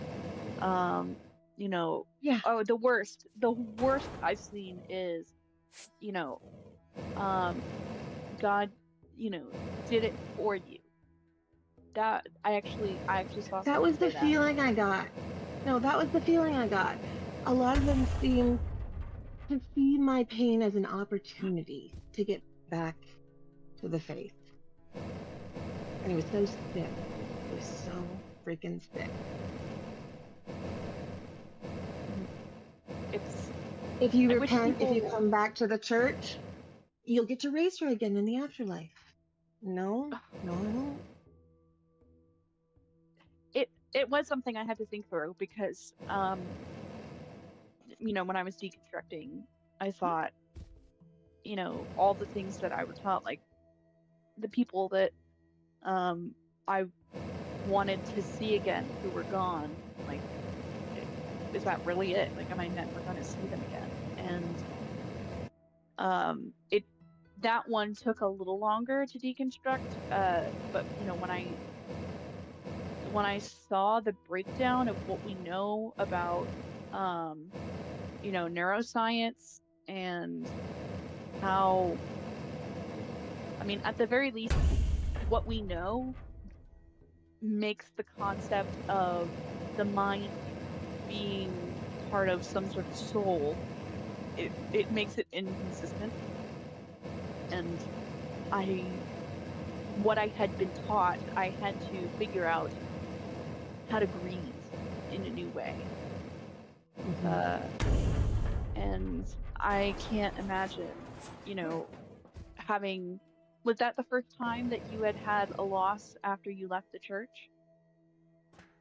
Well, I never feel like I truly believed beyond the point where you just believe whatever your parents tell you. It never made sense to me. So, you know, maybe my loss was not as much, perhaps, as somebody who had truly believed and then deconstructed and then had such a tragedy. I don't know if it was easier for me or not, but I know I questioned, but I truly resented them telling me that, don't worry, you'll get to see her again. If you're good enough. Oh God, that's the worst. Oh my God, that's the worst. I can't believe it's, so my particular denomination wasn't focused on hell, didn't really seem to believe in a hell, seemed to believe that there's just one afterlife and everyone goes to heaven or something like that. But the idea that it's like a threat, like you're not going to get to see the people that you love if you don't do exactly what we think you have to do. Right. It's like, and they didn't see it that way. That made it almost worse. They did not get how offensive what they were saying to me was. Let me bust in for a second. Two things. Sorry. One, no. Y'all are trauma great. dumping. I apologize. No, hey, trust me. I even said this to Chris in chat the other day. I was like, dude, because he trauma dumped on air live. I was like, sometimes we all got to trauma dump. It happens. But I do want to say it's 10:38 Pacific, which I mean, I think that's 12:38 Central, if I'm not mistaken. I know Scotty. And it's 1:30 my time. I know Scotty has so- been hosting. Yeah, Scotty's been hosting us for 3 hours 40 minutes. So I want to, and by the way, Scotty, Thank you, I know Scotty. I told you before the chat there was something I wanted to touch base with you on, but this never came to that, and I'm not mad. You and I can just like touch base one-on-one. Didn't have to be on this, but I just feel like Scotty would probably want to call it a night soon. So maybe we can put a pin in these topics and save them for next week. Guys, you're welcome to go as long as you want. I mean, we've been live this whole time, but it's not. I mean, not like we've been swamped with viewers. And I've honestly just been working in the background, working on different stuff, and playing games and reading messages and listening to you guys talk.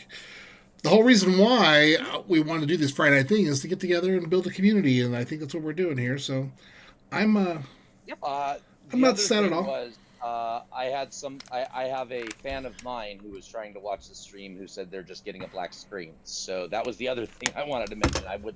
I wasn't sure if he just said just fixed itself. Never mind. No. It could be Streamlabs, and it could be that was the crap I was doing in the background. But it could be the fact that just probably I don't know. I've got to revamp everything. I did use an old scene to build the Streamlabs show tonight, so probably should build a whole new one. So, well, that feels like a great time for at least me to dip out because I needed to think I feel about like going. we're nearing that time, yeah. Sure. Yeah, no, it feels like a good. I mean, but one thing can I say? Please. I talk a lot. I am a loquacious person. If anybody feels like I am dominating ever in any way, please just tell me to shut up. What if we? I don't think you did. What if we like being? What if we like being dominated? Not at all. Oh. No, I don't wow. think you did. Oh. I would like to answer that.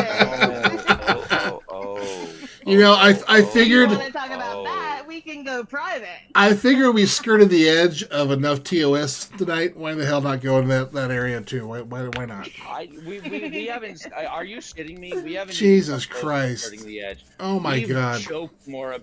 We have joked more about skirting the edge than we have actually. I'll be honest with you. I was waiting. Dude. I was waiting for notification. Your live's been suspended because we talked about self-harm. We talked about explosives. We talked about bestiality. Okay.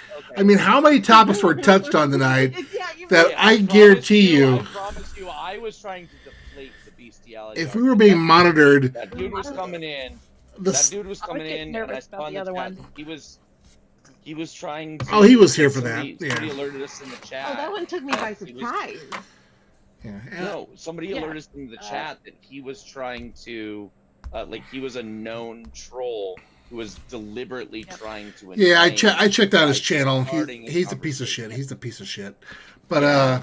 That Yeah, would be so the thanks dude who's to trying to bring up the Magical feasibility Smiley. comment was deliberately trying to fuck with us. yeah, Magical Smiley Yeah. let us know. So I think the guy who was trying to tell you to DM you, I think he was doing the same thing too. I'm pretty sure this guy's Yeah, he was trying to warn us about that, right? You said that. this guy's a piece of shit, and I think enough people want follow him or monitor him to know that they headed off. So it was nice of them to do that as well. I guess I don't know, but no, I'm like I said, it was just an interesting night of just getting together and talking. I mean, the stream is just something that we build just for a little bit of content on there, and I have 3 weeks worth of stuff that had not been posted. And now it is. Dude, are you kidding me? I already have 3 videos from last week that I'm going to be clipping for my own channel, and I'm just like, I'm just going because I talked to Scotty today. I was like, hey, what are the rules on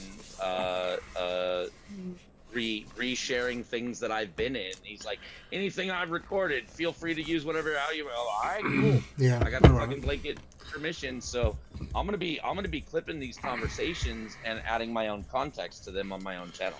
The main purpose of this was, like I said, just to build community. We'll keep streaming it. We'll start editing it. And I'll get better at that. I mean, I realized I can't believe people said that they couldn't hear the stream, but when I listened to it later on, like after 2 hours, I could hear myself breathing on the fucking thing. So, no, and well, there was a point where people were saying I was too damn loud, and I know I've got a loud ass voice, and I've also got a really good mic system. So there were issues with me overpowering just from audio. Yep. and that needed to be worked out. So I'm glad we got it worked out. I was able to adjust my gain to a point where it wasn't causing problems. So like, yeah, we'll work that shit out. And, Yep. And yeah. Yeah. Well, I've got to think more about my something for Father Flanagan regarding Job. Oh, there's something yeah. there's something there with Job. I just gotta. Did you notice I put in the Father Flanagan product line? I put in trying to do like a Jewish outreach. I did Rabbi Goldman products. I did. I saw that. I tried King Solomon's male enhancement for his 1,000 wives. Yes, I saw the King Solomon's. Yeah, was it the resurrection? No. That was a different one. It was King Solomon's Solomon. Chewable male enhancement. Yeah, chewable male enhancements, because when you have 100 wives and concubines, every inch counts. Oh my fuck, that's a great tagline. Oh my god. What was I'm patting myself on the back real good. No, I had a couple good ones too. I'm sorry, I gotta brag on this before we close out. Oh, please do. Shit. I gotta pull this up. Again, I with this whole Father Flanagan thing and the fact that I was raised Mormon, but I have a Jewish mother, and I did have, I will say, an interfaith upbringing. So I don't feel like I am being anti-Semitic by making these jokes about something that is genuinely a part of my culture, even though I wasn't raised in the religion, right? But you are actually still Jewish because it comes from the mom, right? Yeah, there's that. Culturally speaking, my mom's Jewish. yeah. That means I'm Jewish, right? Right. So one of the ones I did was Father. Well, this was not the rabbi. This was the Father Flanagan's His and Hers chastity belts, because your virginity is more valuable than your humanity. That one was real good. And then there was I did a few Rabbi Goldman product lines. I did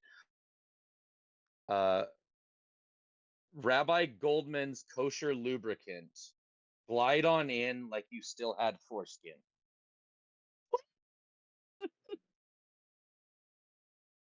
Yeah.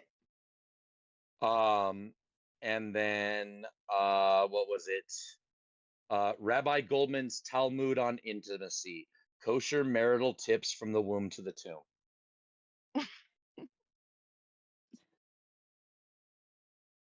So I that think was I'm gonna my have to. contribution to make We're Father gonna have to Flanagan. work.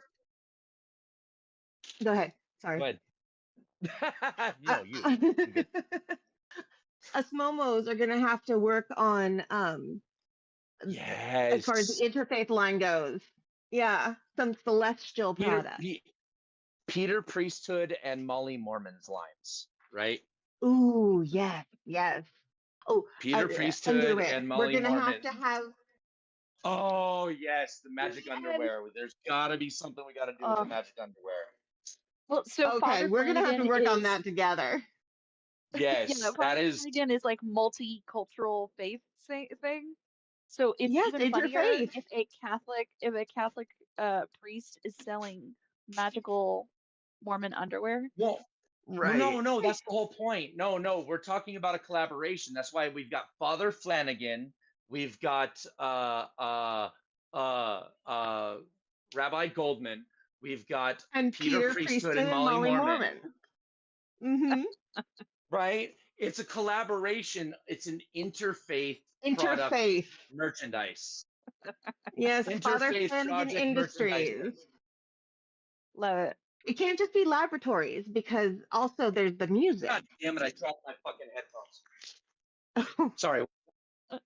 You were so excited. You can put them, even though it's called laboratories, you can put anything that would be like commercial skit thing. Right. The only thing Yeah, no, that I know. I separated from that chat was I had like a merch idea. Well, it was Ember who Oh, no. who came Well, up with the main idea. There's actual merch. There's actual merch that we can develop from this. Yeah, This no. is just ideas being thrown around right now. Right. And if a stuffed goat does not come out as an Oh my optional God. merch thing for the damnation, I am going to cry. Okay. We need I goats. have a really bad fucking military story that I have to share really quick. Because you said the stuffed goat. Stuffed So, goat? All right, Oh I can no. stick around if it's real quick. when I was before I went on my first tour, there was an incident where the sergeant major and the colonel left their weapons unattended, and the weapons got stolen, and it was a nightmare for everybody on base because when weapons go missing, Oh my God. everybody is responsible. So they did a complete turnout of everybody's fucking like everything. We are going to find these missing weapons that got stolen. They were a couple of 9mm, so handguns, easy Which to actually conceal is worse. and hide. Exactly. Yeah, no, I know. Yeah. I will spoil part of the story by say the guy who did this did get caught because his wife turned him in when she found out he was cheating on him. Anyway, yeah, no, this is actually this is part of the story. One of the stories that is in my collection of short stories that I'm working on from my personal experiences called The Things They Buried, which is my homage to Tim O'Brien's The Things They Carried. Because all of my stories are about shit the military doesn't want people to know. And this is one of them.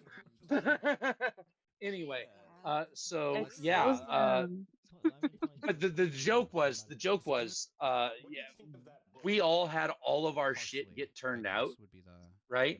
One of the dudes on my floor when this was happening, because everybody on base was like, we're doing an inspection, dump all your shit, we are going through your fucking bags. And one dude had 3 inflatable sheep. Oh no. They were looking Please for tell me. weapons. Oh, there was another dude on my floor who purchased an MP5, which was legal in the state that we were in, but he was trying to ship it to California, where it is not legal. He got brought up on charges for weapons trafficking because they were looking for yes, because they were looking for these other weapons that were stolen, and then they found him with an MP5, and Well, it that was weapons trafficking.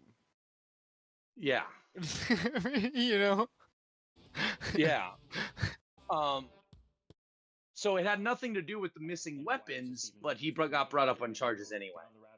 But yeah, no, dude, I have another story. I have another story in this book that I'm writing. There were a couple who were there was a male and female soldier who were on a guard tower, and then there's a specialized camera called the J lens, which can it's an infrared camera that goes up to a mile out, and these two people who were supposed to be on tower guard were caught on the J lens intimate, and there was a whole court martial, and they were being brought up on charges of dereliction of duty, and their JAG officer got them off, pun intended, on the charge because they argued it wasn't dereliction of duty because the female who was being bent over the 50 cal was still wearing her night vision goggles and thus was still scanning her sector.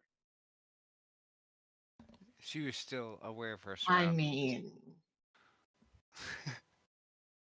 that was the actual fucking argument that passed a court martial. They were like, "Hey, yo, Okay. homegirl was still on duty." YouTube politics. Right, I She mean, was still speaking as a woman, I could have paid attention, you know. I believe you, especially if he wasn't doing that good of a job. Well, I mean, he was what, a 20-year-old in the military? He was not doing that good a job. I said I believe the argument. Anyway, yeah. So yeah, I've been working on a book for a couple years of literally just putting all these stories together of things that I experienced that I know that the Department of Defense, the U.S. military, doesn't want people to know this shit happens. And like I said, it's called The Things They Buried. That's the last thing I kind of want to share for the night. I feel like there's so much we talked about that we can put a pin in for next time, even whether it's here on the chat, or sorry, whether it's here next week. Or sooner, if anyone wants to chat with me. Yeah, we've got a bunch of voice channels right now that can be used at any time. Anyone can hop in those. Yeah, that's the point. That's the point of the community, guys. You guys can jump into the voice chat anytime and strike up conversations with anybody. So we don't. Well, Sapper, we have to work on Peter Priesthood and Molly Mormon's line of sacred lingerie, obviously. You know, just do it knowing that whatever happens in the voice channels, there's not a mod there. You know, if something weird happens like over a camera or something, you know, and you can like use screenshot evidence or something and tell us, and we'll mod it. But you know, otherwise, you're kind of on your own. I'm scared. Yeah, like I said, I've got a couple other Discord servers that I admin, and there's fairly active voice channels that are 24/7 running. People there. To be quite frank, ever since the tragedy that I mentioned, I haven't made a lot of real life friends, and I'm only just barely getting back into making friends at all. And this is helping. Okay, So, you know, I'm always up for a chat. Likewise. Sounds Yeah, good. I can't always hop on voice, but I am always I've always got disc up, and I only sleep in like 2-hour increments, so you're gonna reach me one way or another. Can you hear me Army now? Queen is a bitch. Yep, Yeah, we I can hear hear you. you. Oh my god. Something I don't know when I dipped out. I was probably like mid sentence or some shit. I'm guessing. Well, you didn't Uh, respond to my sacred lingerie comment, so I wondered. okay, yeah, no, I did not hear. What sacred lingerie comment? I was saying we have to work on Molly Mormon and Peter Priesthood and Molly Yeah. Mormon's line of sacred lingerie. Yeah, no, that is I'm down for that. And honestly, after tonight, I'd probably be down to chat one-on-one. I was thinking that we should give Scotty Oh no, I a bit need of to a go to break. bed. Yeah, I have a I very feel like small redhead who is going to wake me yeah. up at 7 tomorrow, and it's 1:30 now. Yeah, I kind of felt like we were like 2 drawing to o'clock. the end of the night. So I will say, Miss Non Sequitur, my DMs are open. You want to chat? We can brainstorm. Sounds like I'd love a to. great idea. I think you and I can put our heads together and come up with some good shit. And Exmo trauma bonding. Exmo trauma bonding is on the table, I promise. Absolutely. I feel like that's code for soaking. Love that. All right. Thank you guys Ex-Mormon. so much. Ex-Mormon. It was code for ex-Mormon. Yes. No, I feel. I'm just thinking about you talking I about just feel like Molly's, it's code. Molly's laundry or whatever. I just think about the whatever it is, the sacred underwear or this. Yeah. No, exactly. Yeah. That's exactly what we're talking about. We're talking about making Yeah. a line of like Peter Priesthood and Molly Mormon sacred underwear to go in line. Go in line with the Father Flanagan's thing, so we can make this multi-faith, right? Yeah, That's yeah, the idea. yeah. Interfaith. We're all going to hell. Outreach program. Also, we talked about so much tonight, and I just wanted to throw out Scotty. I still want to talk with you about some video editing shit that, like, it didn't have to be tonight in this big group chat, but like, I would love to, if you got some time this weekend, I sit have down and talk the next. video I have editing the next stuff. 3 days off. I've got nothing big planned, so I do want to get Fan-fucking-tastic. I want to get my area set up a little bit better and figure out what's going on with all my cameras and all kinds of shit. So, yeah, we'll have time. All right, so how about sometime tomorrow afternoon after we're both awake, I will shoot you a tap, and we'll go from there and see if we can get together and talk shop. Sounds good. All right, love you, brother. I'm definitely very Discord stupid, so anybody that wants to talk to me, send me a DM because I don't know how. I will make that happen for you, I promise. You are somebody I want to talk to again in the future. I am waving to you and sending you a friend request via Discord. Both of those things just happened. Yeah, I should send a friend request as well. Yes, please. And guys, this was the most fun Friday night I've had in a long time. Thank you guys so much.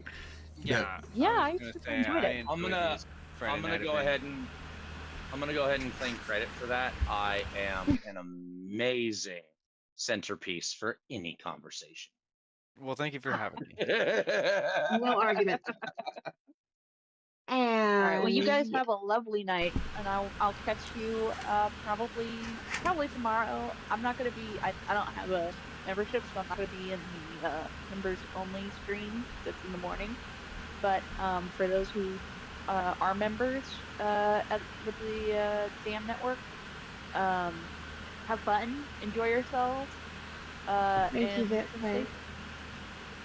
By Thank the you, way, Scotty, please for check out my hosting. OnlyFans tomorrow. I am throwing Oh up my something God. industrial. Oh my It's god. gonna be an I industrial don't fan. want to see you Yeah. growing up. I'm sorry. I I'm gonna don't want to see that.